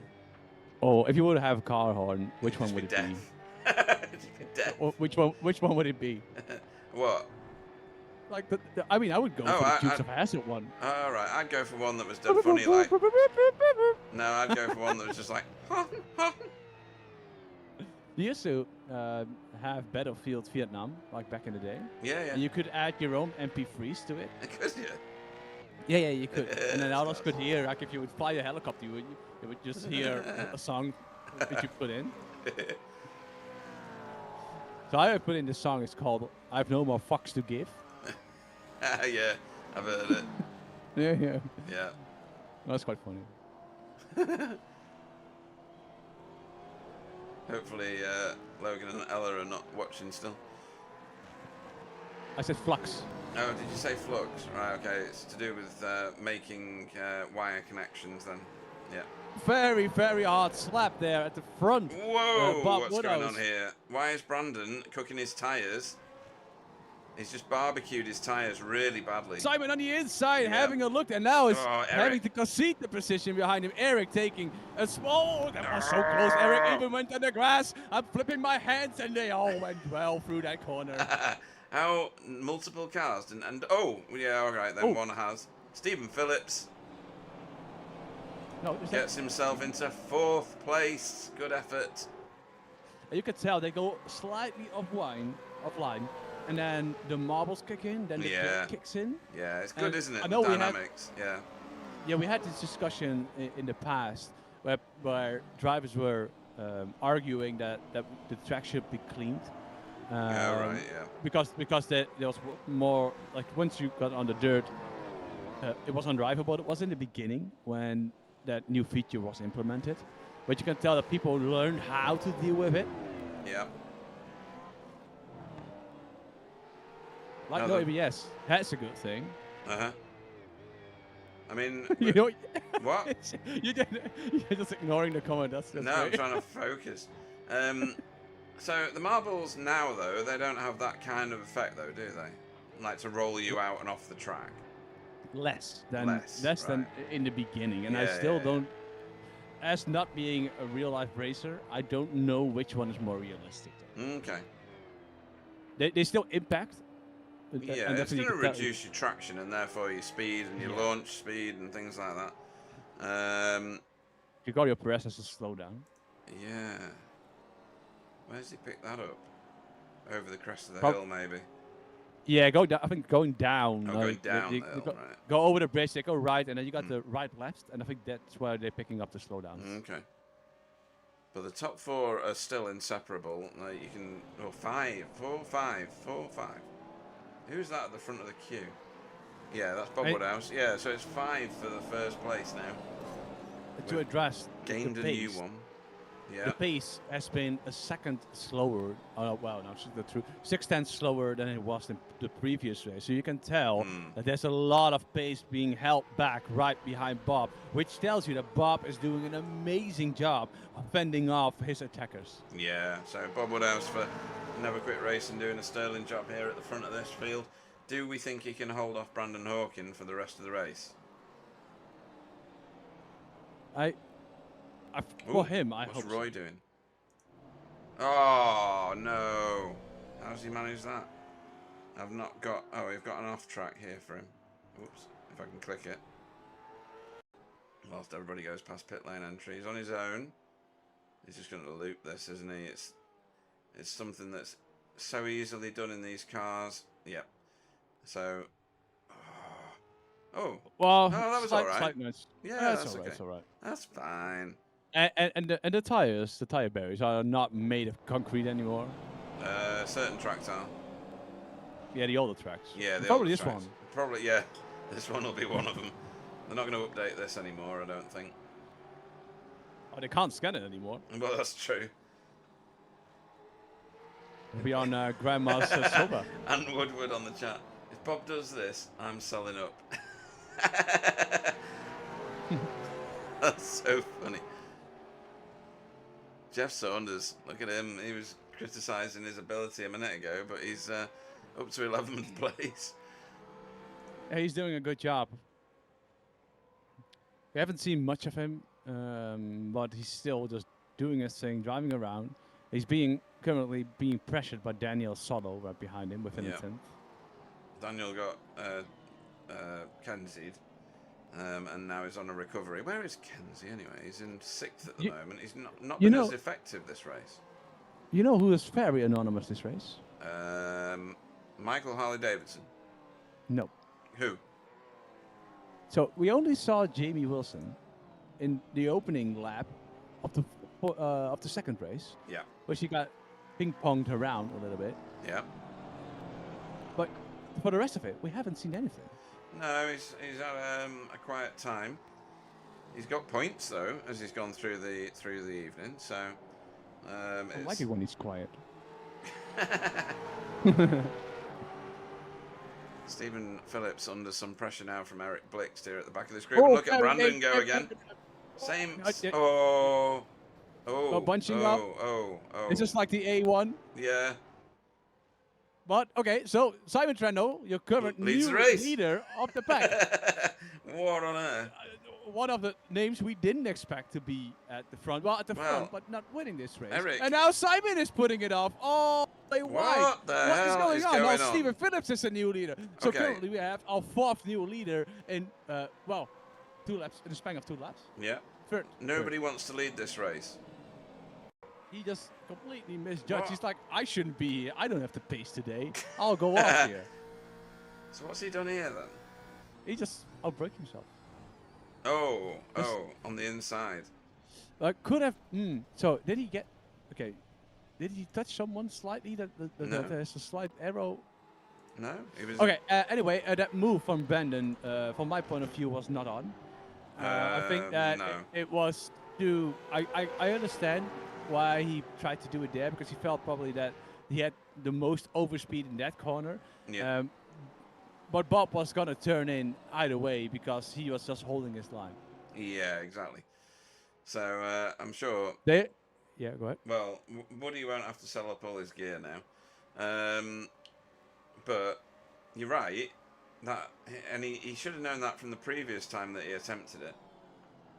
That, Okay, so what do you say? okay, so okay, instantly, I feel like Brandon Hitt went off the throttle after they had the tangle, Yeah.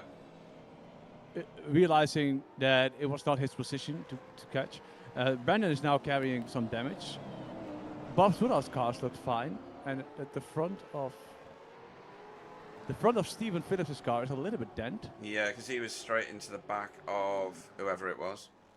Simon, I think And it also, was. Simon is carrying speed. So I think that by hypothesis of him having a little bit less aero than expected, Yeah, may have been. might be true. Yeah, he might have underestimated how much downforce he had. So my prediction of Eric might still come true here. 3 minutes to go. I think we've got 3 laps to go. No, 2 laps to go. I don't know how many laps. 1, 2, might be 3 laps. So we had 18 laps in the previous races. Okay. We're now on lap 15, which means the start of lap 16, sorry. So it means that we still have 2 laps left. Yeah, after this one. So, yeah, after this one. So we just started lap 16. Cool. Right, so I know I'm cool. So Kenzie, after being in no man's land at all, is now part of the fight for the top 3 at least. I don't see him getting to the front unless there's a big crash with Eric and Stephen at the front. Stephen's won races before and he looks cool in the lead position. Sorry, go on. So Eric Blix just slightly touched the rear of Stephen Phillips ever so slightly, which completely unbalanced him coming out of the corner from the bridge, which is corner number 8. So they almost did the same thing as Brandon and Bob. Oh, okay. I mean, like we said before, this is such a technical track that it's margins. But you're right, Brandon was probably a bit over enthusiastic about putting his car in at that point. It's also Covered very in stones coming through here. Sorry, go on. Yeah, so it's always very frustrating like that. You feel like you have the overspeed, you're realizing that, and just being backed off, which at a certain point you either get past him cleanly, obviously, but there's also the situation where when being in such a situation, it is bound to go wrong at a certain point. Yeah. Right. Let's see if Eric's got anything left with this plus 1 more lap. We'll pick up the white flag going over the line in a second. Or 2. So I don't want... Eric, can you win? Because I don't want to interview Steven. He's going to be gloating.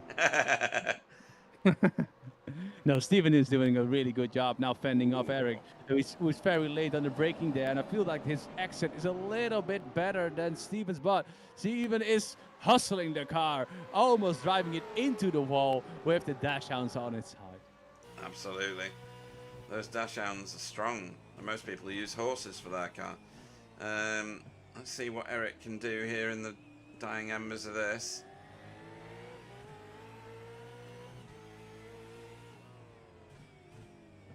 Stephen's keeping to his braking points and lines by the look of things.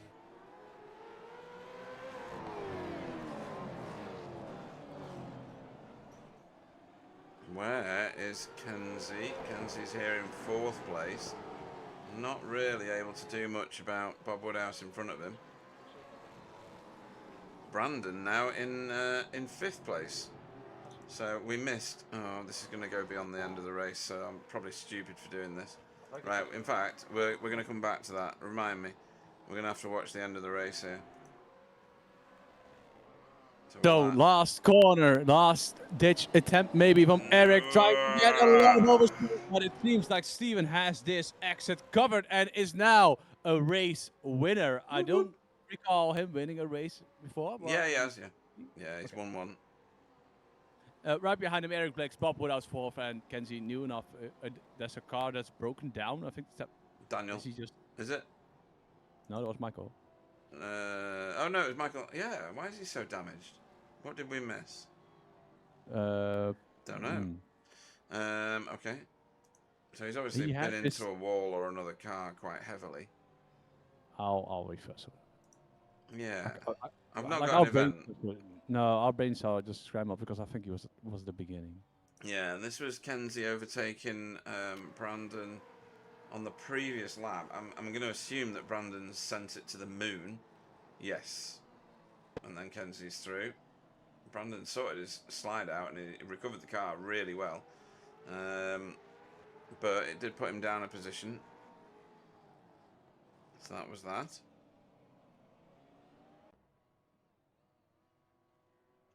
I don't have a single event for Michael Hafledison other than him passing Simon Trendle ages ago. I'm This was him scrolling through his passing race. Simon Trendle. Or it should be anyway. I'm just kind of stuck on the replay screen now. Why is it not actually playing anything? There we go. That's not the replay I was after. What is that? Don't know. Oh, wait. I think I found it. Okay. Let's scroll back a little bit. You're going to have to describe it because I won't be able to find it. Yeah, no worries. Excuse me. I'm scrolling back with 16. They like multiply that by 16 backwards. So it's still. Wait. When happened that? What? Oh, here. What the hell are these? Oh, okay. What? So remember. Right. So remember when Brandon tried to. Skills, Daniel. Sorry. Sorry. Go on. Let me rephrase. Remember when Kenzie tried to overtake? Oh, not try to, but when ran into the back of Daniel Sodom. Yeah. Okay. So Michael was right behind them. Oh, I thought it was Simon. Right, okay. And he just drove into the back of Kenzie, who got stalled because of that incident. Right. And then the front of the booth of Michael was broken. I see. So we've got the 3 Alcantech cars who were doing a little bit of formation racing a minute ago, and then they decided to just do this. Oh, good jump. At least you can do a jump here. Yeah, they've stopped it on Bathurst, haven't they? Oh, they just stopped it on the cars in general. Oh, do you think? So it's the grass that got made slower because of people cooling their tires in the grass. Oh, yeah, I remember that. Yeah, that was a big thing for one season, wasn't it? Yeah, I'll be honest. Not one season. Like it's been. Oh, really? It was there for years. Oh, okay. And that was one of the reasons You why did, I yeah. stuck my. Yeah, so that's one of the reasons I stuck my tires on the grass when entering 130R on Suzuka. Suzuka, yeah. Yeah. Right, let me let me go through the finishing order for that race. Now that I've finished watching these guys see doing slowdowns. jumps. How is his engine still running? Anyway, Stephen Phillips was your race winner in that last race, the reverse grid race for Dashhound Racing. If you can hear me over Daniel's, Michael Harley-Davidson's engine, which he's now trying to burn out. So congratulations to Stephen for a race win there. Eric Blixt was second. For Dashhound Racing. Yeah. Eric Blixt was second for Alcantech NHR by Nyman Racing. Bob Woodhouse was third in the bottom step of the podium, but great result for Never Quit Racing. Nearly won it in theory. Kenzie Newhoff was fourth for Hydro Race Racing Forces. Brandon Hawking was fifth for Movano Corsa. Michael Harley-Davidson, who's busy trying to make his car explode at the minute, was sixth for Alcantech NHR by Nyman Racing. Simon Trendle was seventh for Team Chimera. His teammate was the first BSTV Cup car over the line, and that was Jamie Wilson. Well done to him. Fitz Solomon was second in class, ninth on track. Daniel Solo was third in class, 10th on track for Alcantech NHR by Nyman Racing. So Alcantech have had a very good night scoring points. Gregorio Perez Sesma was 11th. Jeff Saunders was 12th for JC Academy. Roy Utime was 13th for Sim Racing Norway. Vincent Skilbeck was 14th for Skilby Racing, and Ant Woodward says the word quit in the middle of this team name. Never Quit Racing, 15th. Right. Let's get back to the beginning of that last race. If I can find it in all these. This person entered pit lane. This person exited pit lane. This person entered pit lane. Right, here we go. Let's run this. Do a bit of slow-mo. do a bit of this. Come on. And select a car. We'll just select that one. We'll go for this camera. Right, let's go and see who's queuing up. I've forgotten who's won what tonight, to be honest. So Okay, so I forgot it as well. I just know that Michael came in second. No, first in the first race. Came in second in the second race, and obliterated his car in the third race. okay. Well, then Kenzie finished second in the first race. Waiting for it to update. First in the second race, and then was he third in that last one? I can't remember. It was like minutes ago. No, it was Bob Woodhouse that finished third. So Kenzie finished fourth, right? But he doesn't turn up for broadcast for interviews generally. Let's have a look. Let's go for the winner of the first one. Yeah, let's go for the winner of the first one. Let's grab Michael Harley Davidson. Oh, I keep doing it the old-fashioned way. I should just drag and drop, Pete. Michael Harley Davidson. Good evening. Hello. Hello. So, a race victory in race 1. Where are you on here? And so that people know I'm talking to you. There you go. No, don't mind race 2 and 3. Don't mind them. Yeah, they didn't exist. But yeah, in the first race, brilliant performance. Made your way right to the front of the field. There was a lot going on. The four of you made your way away from the rest of the pack, and that was equally true for the second race. What stopped you maintaining your race 1 performance in race 2? I mean, race 1, I was kind of lucky that I, into turn 3, got close enough to Brandon that I could, I noticed I was braking way later, so I could, kind of pitch it down the inside, and I had exit speed to, keep it, and then it obviously went side by side the whole lap, and then in race 2, I think Kenzie knew that I broke fairly late there, so, each time I was close enough into turn 2, he would kind of, bit of an extra break just to make sure he had exit, so I was never close enough. Yeah. So I had to try on a few other places, but didn't make it happen. Okay. And race 3, did Brandon's attempt at overtaking Bob at the final turn and then stacking everybody up, and obviously you drove into the back of him, was that a race defining moment for your car? I just want to point out, you do realize that I was stuck behind Kenzie in solo, right? Oh. You were stuck behind Kenzie No, he doesn't realize that. Pete, No, Pete I don't. doesn't have a memory. No, I don't. I'm like Dory. Dementia, I get it. You got stuck behind Kenzie and I forgot the guy's name. Solo. Daniel Solo. Then Kenzie accidentally turned Daniel. That bunched up, and so Michael decided that he didn't need brakes and drove into the back of Kenzie. Right, okay. It was either door banging the shit out of my teammate, or hoping that Kenzie doesn't brake and Kenzie brakes. So I kind of right. gave him a big rear ending. Uh-huh. We tried to make a GT3, didn't happen. Right. Okay, my car instead lost all forms of aerodynamics. The little that it has, it just lost it. Right. Okay. Yeah, that'll do it. Okay. Well, that explains race 3. I wonder if the website is updated already. I'm gonna go and check and see where you are in the standings after this one. I don't care about the standings. This is sadly. Yeah. I missed round 1, and I know I'm gonna miss the last round. So for me, it's just okay. making as much for the team as possible. Right, fair enough. Yeah, because Eric is currently your furthest forward racer. He's currently in 3rd. I thought he was going to win that last race. I was convinced of it at the start, and it nearly worked out that he was. But he's in the chat, so we'll talk to him about that. How was Oran Park a fun experience for you then? Because if the points aren't a feature for you in this season, and you're here just to enjoy yourself, was it an enjoyable experience racing around this real iconic V8 track of history? It was a fun track to drive around. Maybe I don't know if it was a good or a bad thing that it was a super sprint, because it's so hard to overtake here. Yeah, you can kind of make a move into turn 1 if you're really big like speed difference. Into turn 3 is like basically your only real option. But it's a fun track. I enjoy it. Mm. It's just really hard to like overtake on. It's really easy to overtake round here in trucks. As You just Fair ram enough. somebody off. yeah, you just kind of punt them off the track, really.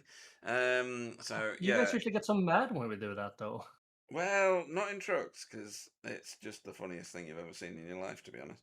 I'll just chop off the rear end of the car. Don't Yeah, worry. we used to do Christmas races, so a Christmas race of champions. Oh We've yes, not done it for a long time, that and Bring was it lovely. back. Oran used to feature quite a lot. I don't know whether you know Oxford Plains. Have you ever raced around that? Yes. It's just a circle, really, or an egg-shaped circle sort of thing. And we had one of the funniest races ever around there, with all racers in the booth at the same time, all on Vox. So it's all, everybody could hear everything. One of the funniest races we've ever broadcast. It was just brilliant. It's on YouTube. Go and find it if you Uh, want to laugh. I've done something similar. We All right. had a league back in the day that's called ABL that did Right, skip-bits and like MX5s and stuff like that. Mm-hmm. And the winners from like each series, like top whatever, would get into a race of champions. And we had different kind of formats. One time I know we had like rallycross, but not rallycross. So we basically drove some random layout. You were allowed to go around the track however you please. Like you could cut as much or as little as you wanted. Penalties get cleared. It's just like 3 or 4 laps, and it's just pure chaos. Just see who can get to the finish line first. Brilliant. That's my kind of race. That really is. Just craziness and nonsense. So you're with us for next week, aren't you? Because we're at Watkins Glen for a sprint feature. I am. I'm here all In races a fortnight, except the I should last say. one. Yeah. Okay. Cool. So yeah, in a fortnight's time, we are at Watkins Glen. Which one is it? Is it Boot or is it? I can't remember. I think it's Cup. I am very unsure. I'm just going to find it now. Oh, it's Cup. Okay. So that makes it a bit more of a drama. How do you go around Watkins? Some people love it. Some people find it the most boring track on earth because A, they go there a lot. B, it's a draft train, and a lot of people don't like that. What's your opinion on Watkins in these cars? I don't mind it. We had a blast last time. Yeah. I think it can be a good combo. Cool, that's good. Anybody you want to shout out to before we let you go and celebrate? Well, race 1, because that's the only race that actually happened tonight, isn't it? Yeah, shout out to the team and Solo and Blix for showing up and just being amazing teammates as always. Brilliant stuff. In that case, we look forward to seeing you this time next week. Well, in a fortnight's time. I keep doing that. At Watkins Glen. Michael, Harley, Davidson, everybody. Have a good time. Oh, he's flushed himself, or you did. I don't know. No, I did. Oh, you did. Right, okay.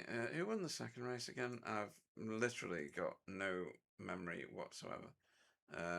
Kenzie, right? No Brandon in the chat tonight. Okay, we'll keep shuffling down. And in the third of the night's races. Oh, of course, Stephen. Right, let's go and grab Stephen Phillips. So into the booth, we've got Stephen Phillips. Hey everybody. Hello. Hello. Right, let me find you on the track so that people will see the dash outs. Okay, so race 1 and 2 were a completely different affair to the reverse grid. Obviously, that's why we have the reverse grid race. Talk me through your first 2 races and reserve your judgment for the third one because I've got other questions for that. Yeah, I think the first 2 races I felt like went pretty well. Don't really quite know what happened in qualifying. I think I was fiddling around too much with setup stuff and kind of lost the pace in the car. And then didn't get the best starts. But I think as per usual, I was just trying to keep the nose clean and stay out of trouble. So if somebody was filling a gap, I was just gonna let them have it, settle into a rhythm and try and attack later. And I was able to do that. So I think I got Bob in race 1, and then was able to get him on the almost final lap, and then was able to get back by Daniel again in race 2. So that was really the goal for those races, was just to get back by the guys that passed me at the start. Yeah, and you had a full-on thing going on with Bob Woodhouse in, was it the first race? The first race, Yeah. That Yeah, went like on for a long time. yeah, every lap I was searching for whatever room there was, and I think he finally made a mistake and was able to fill the hole. Yeah. Wobbly wishes he could do that on a regular basis, but you know, people have I biological checked out. I don't know problems. what you're saying, mate. I'm ordering clutch pedals, so I don't know. Wobbly, that's not going to make you faster. Hey, I like it. I like It's it a probably little bit gonna. more. It's probably gonna give me a start, and so I don't have to use my Xbox trigger anymore. That's funny. So yeah, and then race 3 happened. So all sorts of changes for random reasons, and ultimately it culminates in you being promoted to the very front of the field by a series of crashes, really. So Brandon into the back of Bob. Then Simon decides, I don't want to lead this race, throws it at the scenery. And then you're like, all right then, if you insist I must, then I should. Don't mind if I do. Yeah, and then Eric chased you all the way to the line. So it all kind of happened in a rush. Yeah. The start was the same way again, where it was like, okay, I got Daniel, that was my first goal, and then all of a sudden, there's Simon and Brandon, and I'm like, oh man, and then I was just spending the race, um, um, you know, just trying to stay with them, and then Eric chucked one up the inside. It's like, all right, you can have that. I'm not gonna crash over the spot. And then I was able to kind of hang with them. And there was a moment where I forget if it was when Bob got all crossed up going over the bridge. But then at the final corner, Simon was checked up and Eric was checked up because Simon was checked up, and I was able to uh, give Eric a little bit of a return of serve. And due to him what he did to me, so that felt pretty good, getting him Yeah. back. And then from there it was just kind of staying with the front three and waiting on, hoping for a mistake, and thankfully a mistake was made. Two mistakes were made. Yeah. And then somehow I was able to hold off Eric. So yeah, that was pretty cool. No, that's excellent, and your tenacity and driving skill deserves the rewards of getting yourself a race win. Not your first one anymore. This one's a good return to the top step of the podium for you. Anybody you want to shout out to before we let you go and start your practice for Watkins Glen in a fortnight, because we're doing the cup circuit round there. Yeah, my buddy Chris was watching. He had the race on his TV, so thanks Chris for checking us out. Thank you to you guys for letting us do this every other week. Thanks to all the regulars for showing up. Thanks to all the new guys for showing up and suffering through a really hard event this weekend. And yeah, I think that's it. Very good. In that case, we'll look forward to seeing you at Watkins in a fortnight's time. The mighty Stephen Phillips, everybody. All right, thanks guys. Are you back with us, or are you still doing clutch things? No. I was listening, but not fully. I mean, it was you talking, so I guess I checked out anyway. Would you like to interview Eric? Welcome to the booth, Eric. He's not in the booth yet. Oh, he is. All right. You Hi, come out. hey. Okay. I mean, that was all right. I'm giving up then. I'm gonna go. So Eric, great, very good results. I mean, you, Kenzie, Michael, and Brandon, you could throw a blanket on you guys, and you would have still been together the first two races. Pretty much, yeah. It looked like you all had pace on each other, and every time somebody got through and they ended up on P1, the other guys started to become quicker. Yeah, I mean, I don't know why, because the leader should have easier time seeing all the blind corners, but yeah, it's hard to not make a mistake. And if you do it, it's kinda easy to just close the door and just stack the field up again. Yeah, it's an interesting track for sure. How were you footing on the track though? Because it looked like you had a lot of pace. I forgot the track once. It seems when I lost even. But I mean, yeah, it's an old favorite at least. I used to like the corner I fully wound up in. But with these cars, it's just so tricky to get it right. Like you can just bounce it wrong, and it's gonna spit you out the wrong way, pretty much.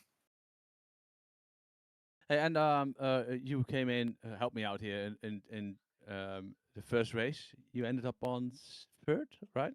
No, fourth. Or fourth, yeah, fourth.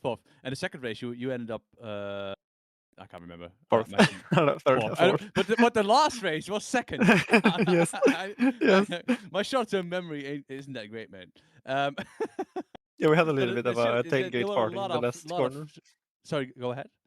We had a little bit of a tailgate party at the last corner there, and just pretty much swapped the whole field. So in Dutch, we call that a pipeline. You think about what that means.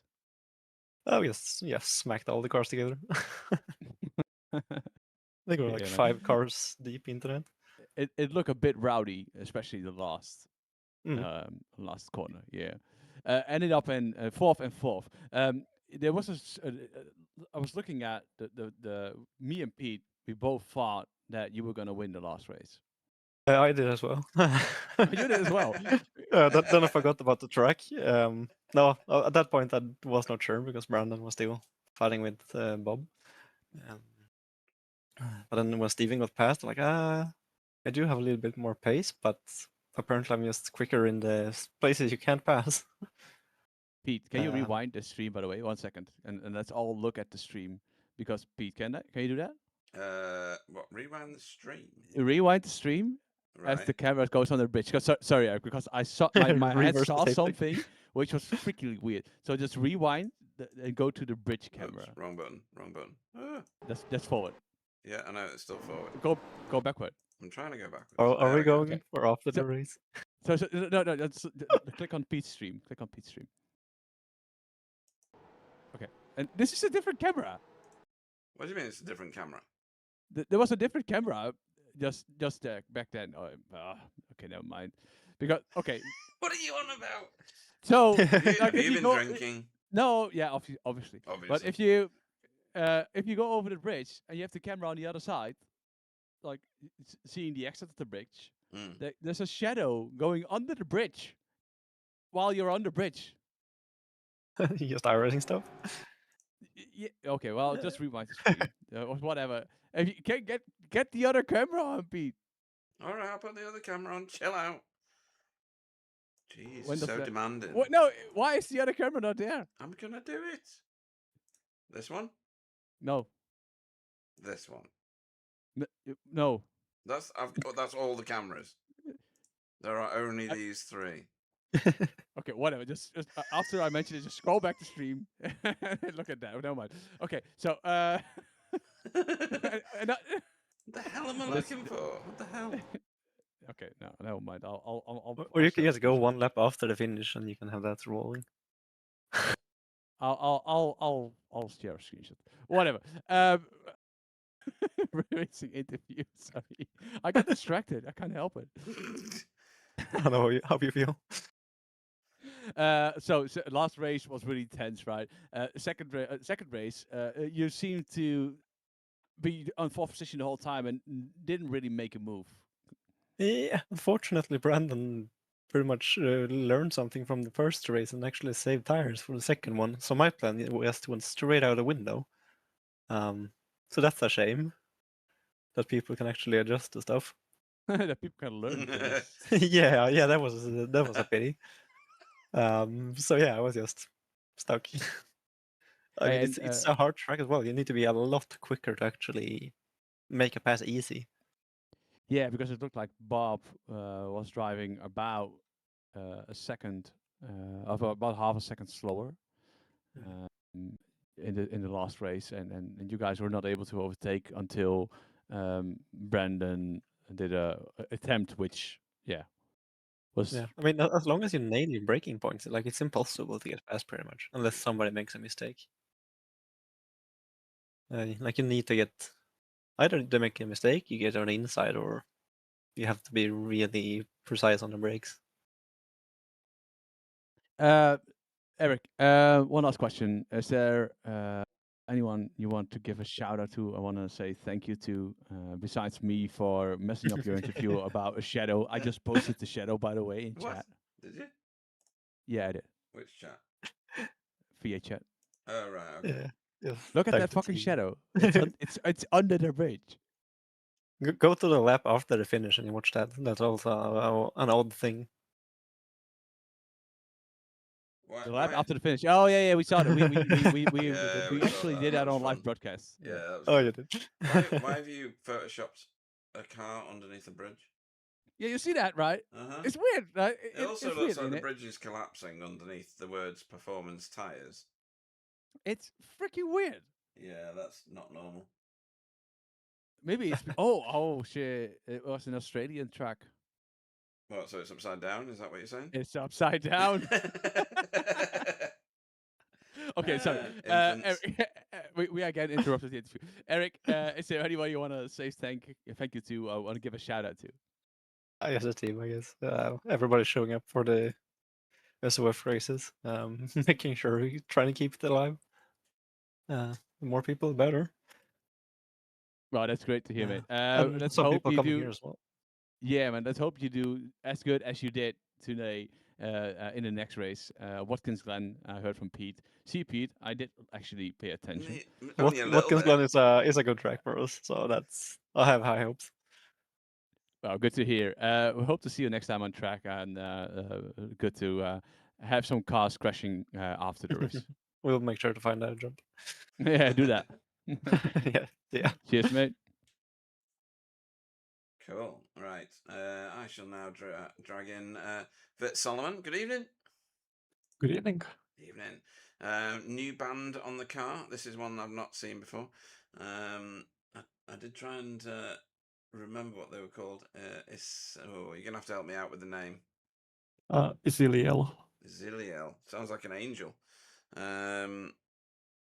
Maybe I'm right with that. I don't even know. She's a solo artist, Okay. and she produces metal, melodic, and folk metal inspired by European bands like Nightwish and Elevati. Oh, right. Okay. I might like that then, because I do like Nightwish. So excellent stuff. Cool. Always great to see your liveries. Let's talk about racing, because some people turn up to watch that. Talk me through your 3 races. I'll remind everybody and myself about where you finished. So in the first one, you were 3rd in class, 10th on track behind Ant and ahead of Jamie. In the second race, you were 10th on track. Pete, shadow. Look, pay attention. Pay attention. I'm not paying Look to your attention to screen. shadows. Look to on your the screen. bridges. Look to your Oh, screen. yeah. So apparently you can have. Why is that camera suddenly that way around? It's the same camera. Never mind. Weird, isn't it? Yeah, I don't know. Shadows can now travel through concrete on iRacing, but never mind. Then you finished 10th again, but with Jamie ahead of you and Ant behind you. So what on earth was going on with you? Were you the spirit were you the bubble in the spirit level, and everybody was like rolling round you? What was going on? I'm not sure. I made 2 stupid mistakes in race 1. That's how I lost P8 to P10. Okay. And then in race 2 and race 3, we had good racing with Jamie. Yeah. But lap 15, I lost 3 years in both race 2 and race 3. Oh, okay. Well, So even in 3rd gear, I was careful on the throttle on 2nd gear, switched to 3rd gear, full throttle, and then I spun tires. right. Okay. Is that on acceleration out of corners? Just exclusively that? Yeah, especially from turn 2 and turn 3. Turn 2, right, yeah. And 3, yeah. So the heavy braking zones in and heavy acceleration out. Okay, and what about last turn? Because that's usually the corner that gets everybody, because you are heading uphill into it and heading downhill out of it. So was that having the same effect? Yeah, last turn is difficult for acceleration in second gear, but then I didn't have issues with third gear there. But like turn 2, turn 3, I couldn't even put full throttle on third. Right. Okay. Yeah. Is that something you can address for when you get to Watkins Glen in a fortnight's time? Do you think, or is it you, or is it the setup? Is kind of what I mean. It's me. It's slow turns. So I shouldn't have that problem at Watkins Glen because there aren't that slow turns. No, it's very much a velocity track, isn't it? Unless you're Pete, then you're always going for a slow through the corners. Nobody asked you. Nobody asked you. So is it the technical tracks that you just don't get on with nearly as well, or is it Oran Park? It's technical tracks in general, and usually also city tracks. Oh, okay, so like Belle Isle, Detroit, that sort of thing. Yeah. Right. Okay. Okay. Well, we'll try and if you can secrete me enough money, then I can ensure that those don't feature in future seasons, and we'll just do the really fast tracks. Yeah, maybe we can find something like Phillip Island. Yeah, let's do Phillip Island. It's been a while since we've been there. We've had some brilliant races around there as well in all our series. No, that's really good.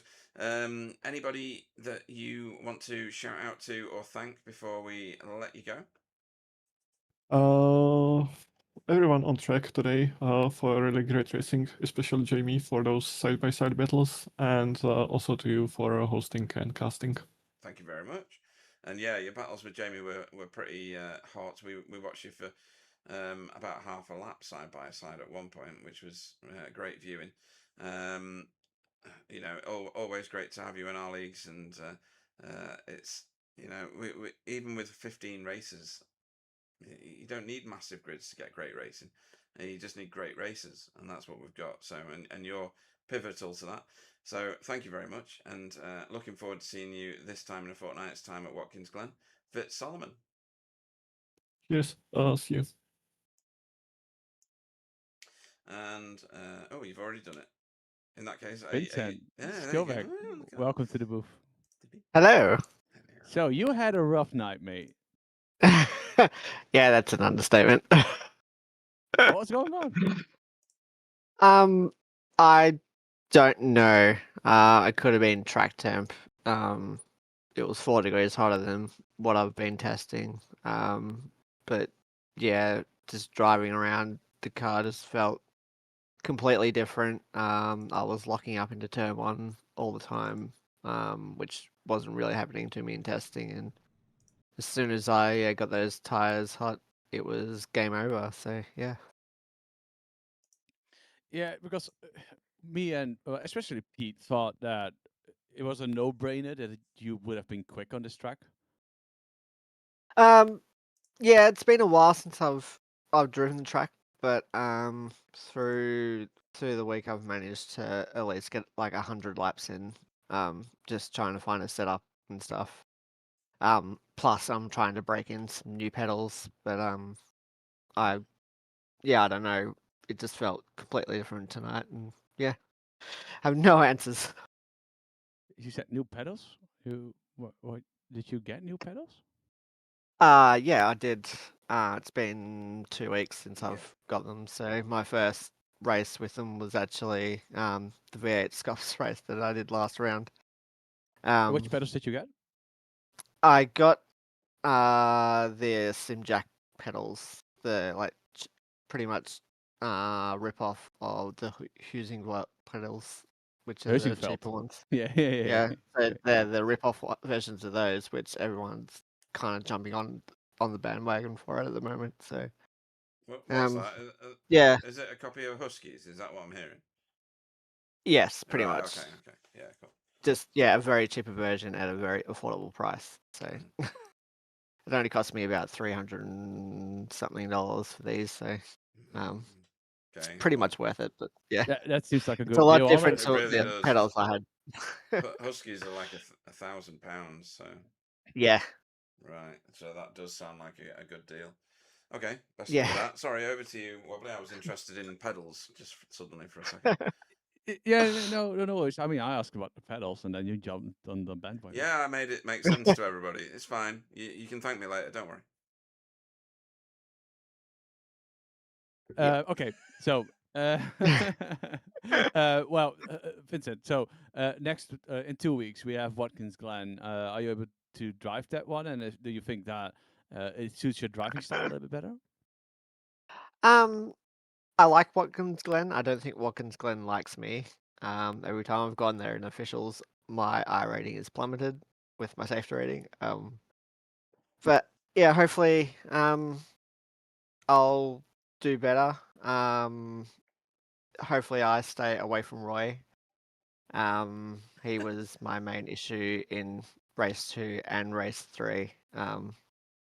That last race, I made a move at turn 3, just up his inside, and I think he just got annoyed at me for jumping up his inside there. Then punted me in turn 4, and then just drove straight through me at the last corner. That's why I spun.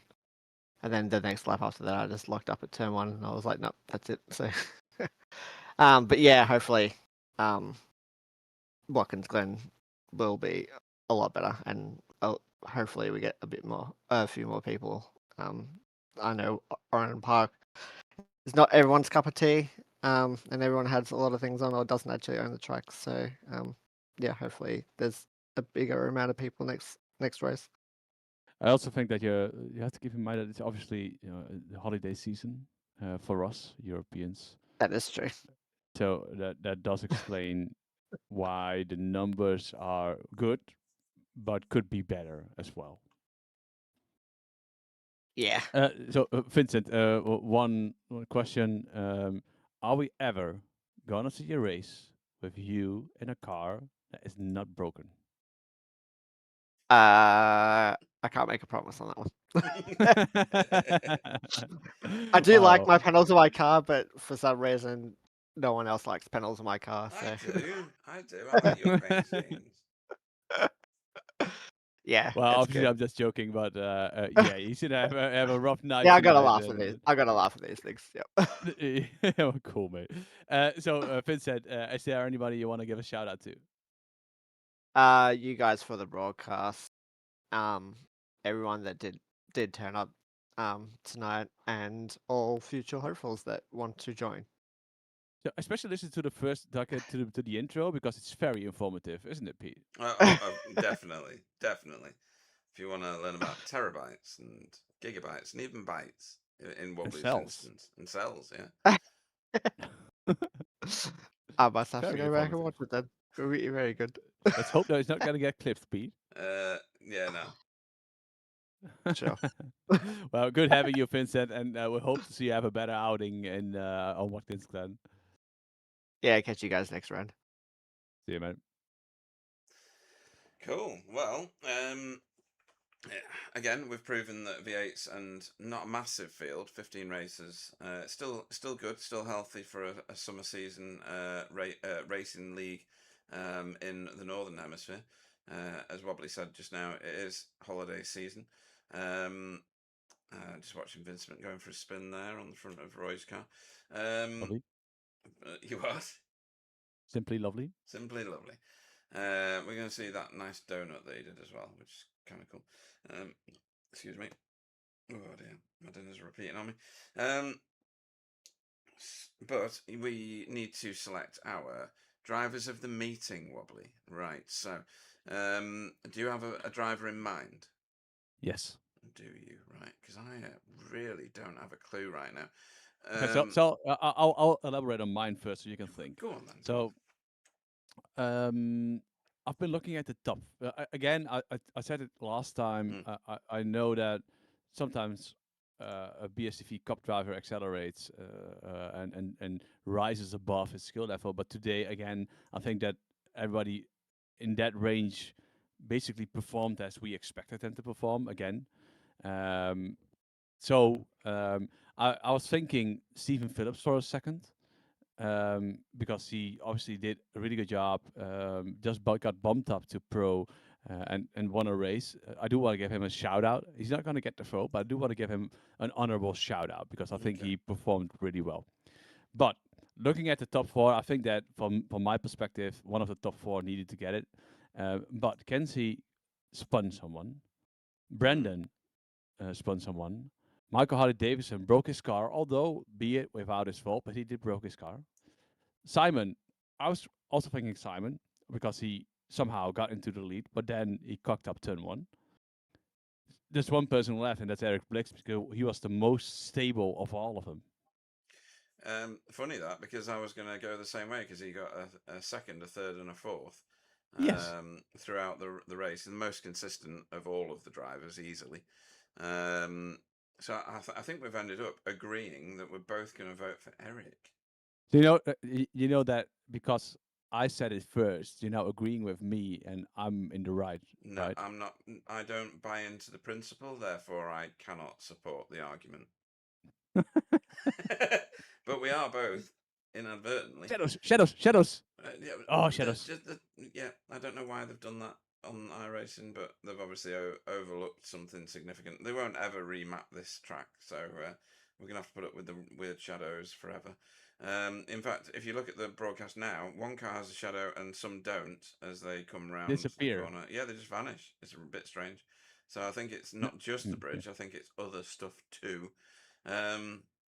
Well, that's been a race of dramas, I have to say, or three races of dramas. The last one more than the rest, as you'd expect with a reverse grid race, but I think it's been highly entertaining either way. We're going to bring the broadcast to a close now and look forward to a fortnight's time when we go to Watkins. Don't forget to tune in for the TCR race on this coming Wednesday. If I was a better broadcaster than I am now, I'd be able to tell you where that was. But as it stands, I'm having a look manually on St. our Pete's. own website. Oh yeah, it's the endurance race at St. Pete's, and I've got to agree what the fuel level is and how long you're going to race for yet, because I haven't decided. But wait, no, What? that's already been said. That's 38.8 or something. No, it hasn't. For the TCRs, it has. No, it hasn't. If you look at the rules, Yes. it says that I will decide on a random basis how long you're Wasn't going to it race for. 45% or What? something? What? Wasn't it 45? It's okay, whatever. I don't care. Just put in some fuel and I'll drive. Exactly that. It's a good job that we selected Eric Blixt as well, because it doesn't matter who I choose in the broadcast anymore. It still has Eric's name in the bottom left corner. I spotted that ages ago. What's the same with the TCR broadcast? It was, wasn't it? I don't know what's going on with SDK. Something is just not right. It's giving the wrong colours. It's not updating names. It should be doing all these things, and it's just being very odd. But anyway, thanks to everybody that came in and joined us in the chat, specifically to, well, mostly Vincent Chesney and Hilton Nickerson, the biggest contributors to the chat. We really do appreciate it. If you like what you saw tonight, give us a thumbs up if you haven't already. Thanks to Wobbly for joining me in the booth. It's been hilarious, as it always seems to be, and I will never agree with you in my life. Even when it sounds like I am, I'm not. And thanks particularly to all of the racers that joined us this evening, particularly the new ones that are joining us all the time, it seems, as we pick up races as we go through, because this is one of the best racing leagues and one of the longest standing racing leagues that exists in iRacing as a private league. So thanks to everybody. I'll see you next week. I'll hand you over to Wobbly for his thanks next, and take care, everybody. Yeah, thank everybody for turning up, especially the races. It's really good to see that even on a niche track like Oran Park, we still have 15 drivers putting everything on the line. If you haven't already, give us a thumbs up to the stream and also subscribe. It helps us massively to get the league more promoted and also to attract more drivers. And more drivers is more fun for all the drivers that are involved. Great to see everyone, and I hope you all have a good night and evening. And sorry for Pete being a little bit sexual in the beginning about the gigabytes and the megabytes.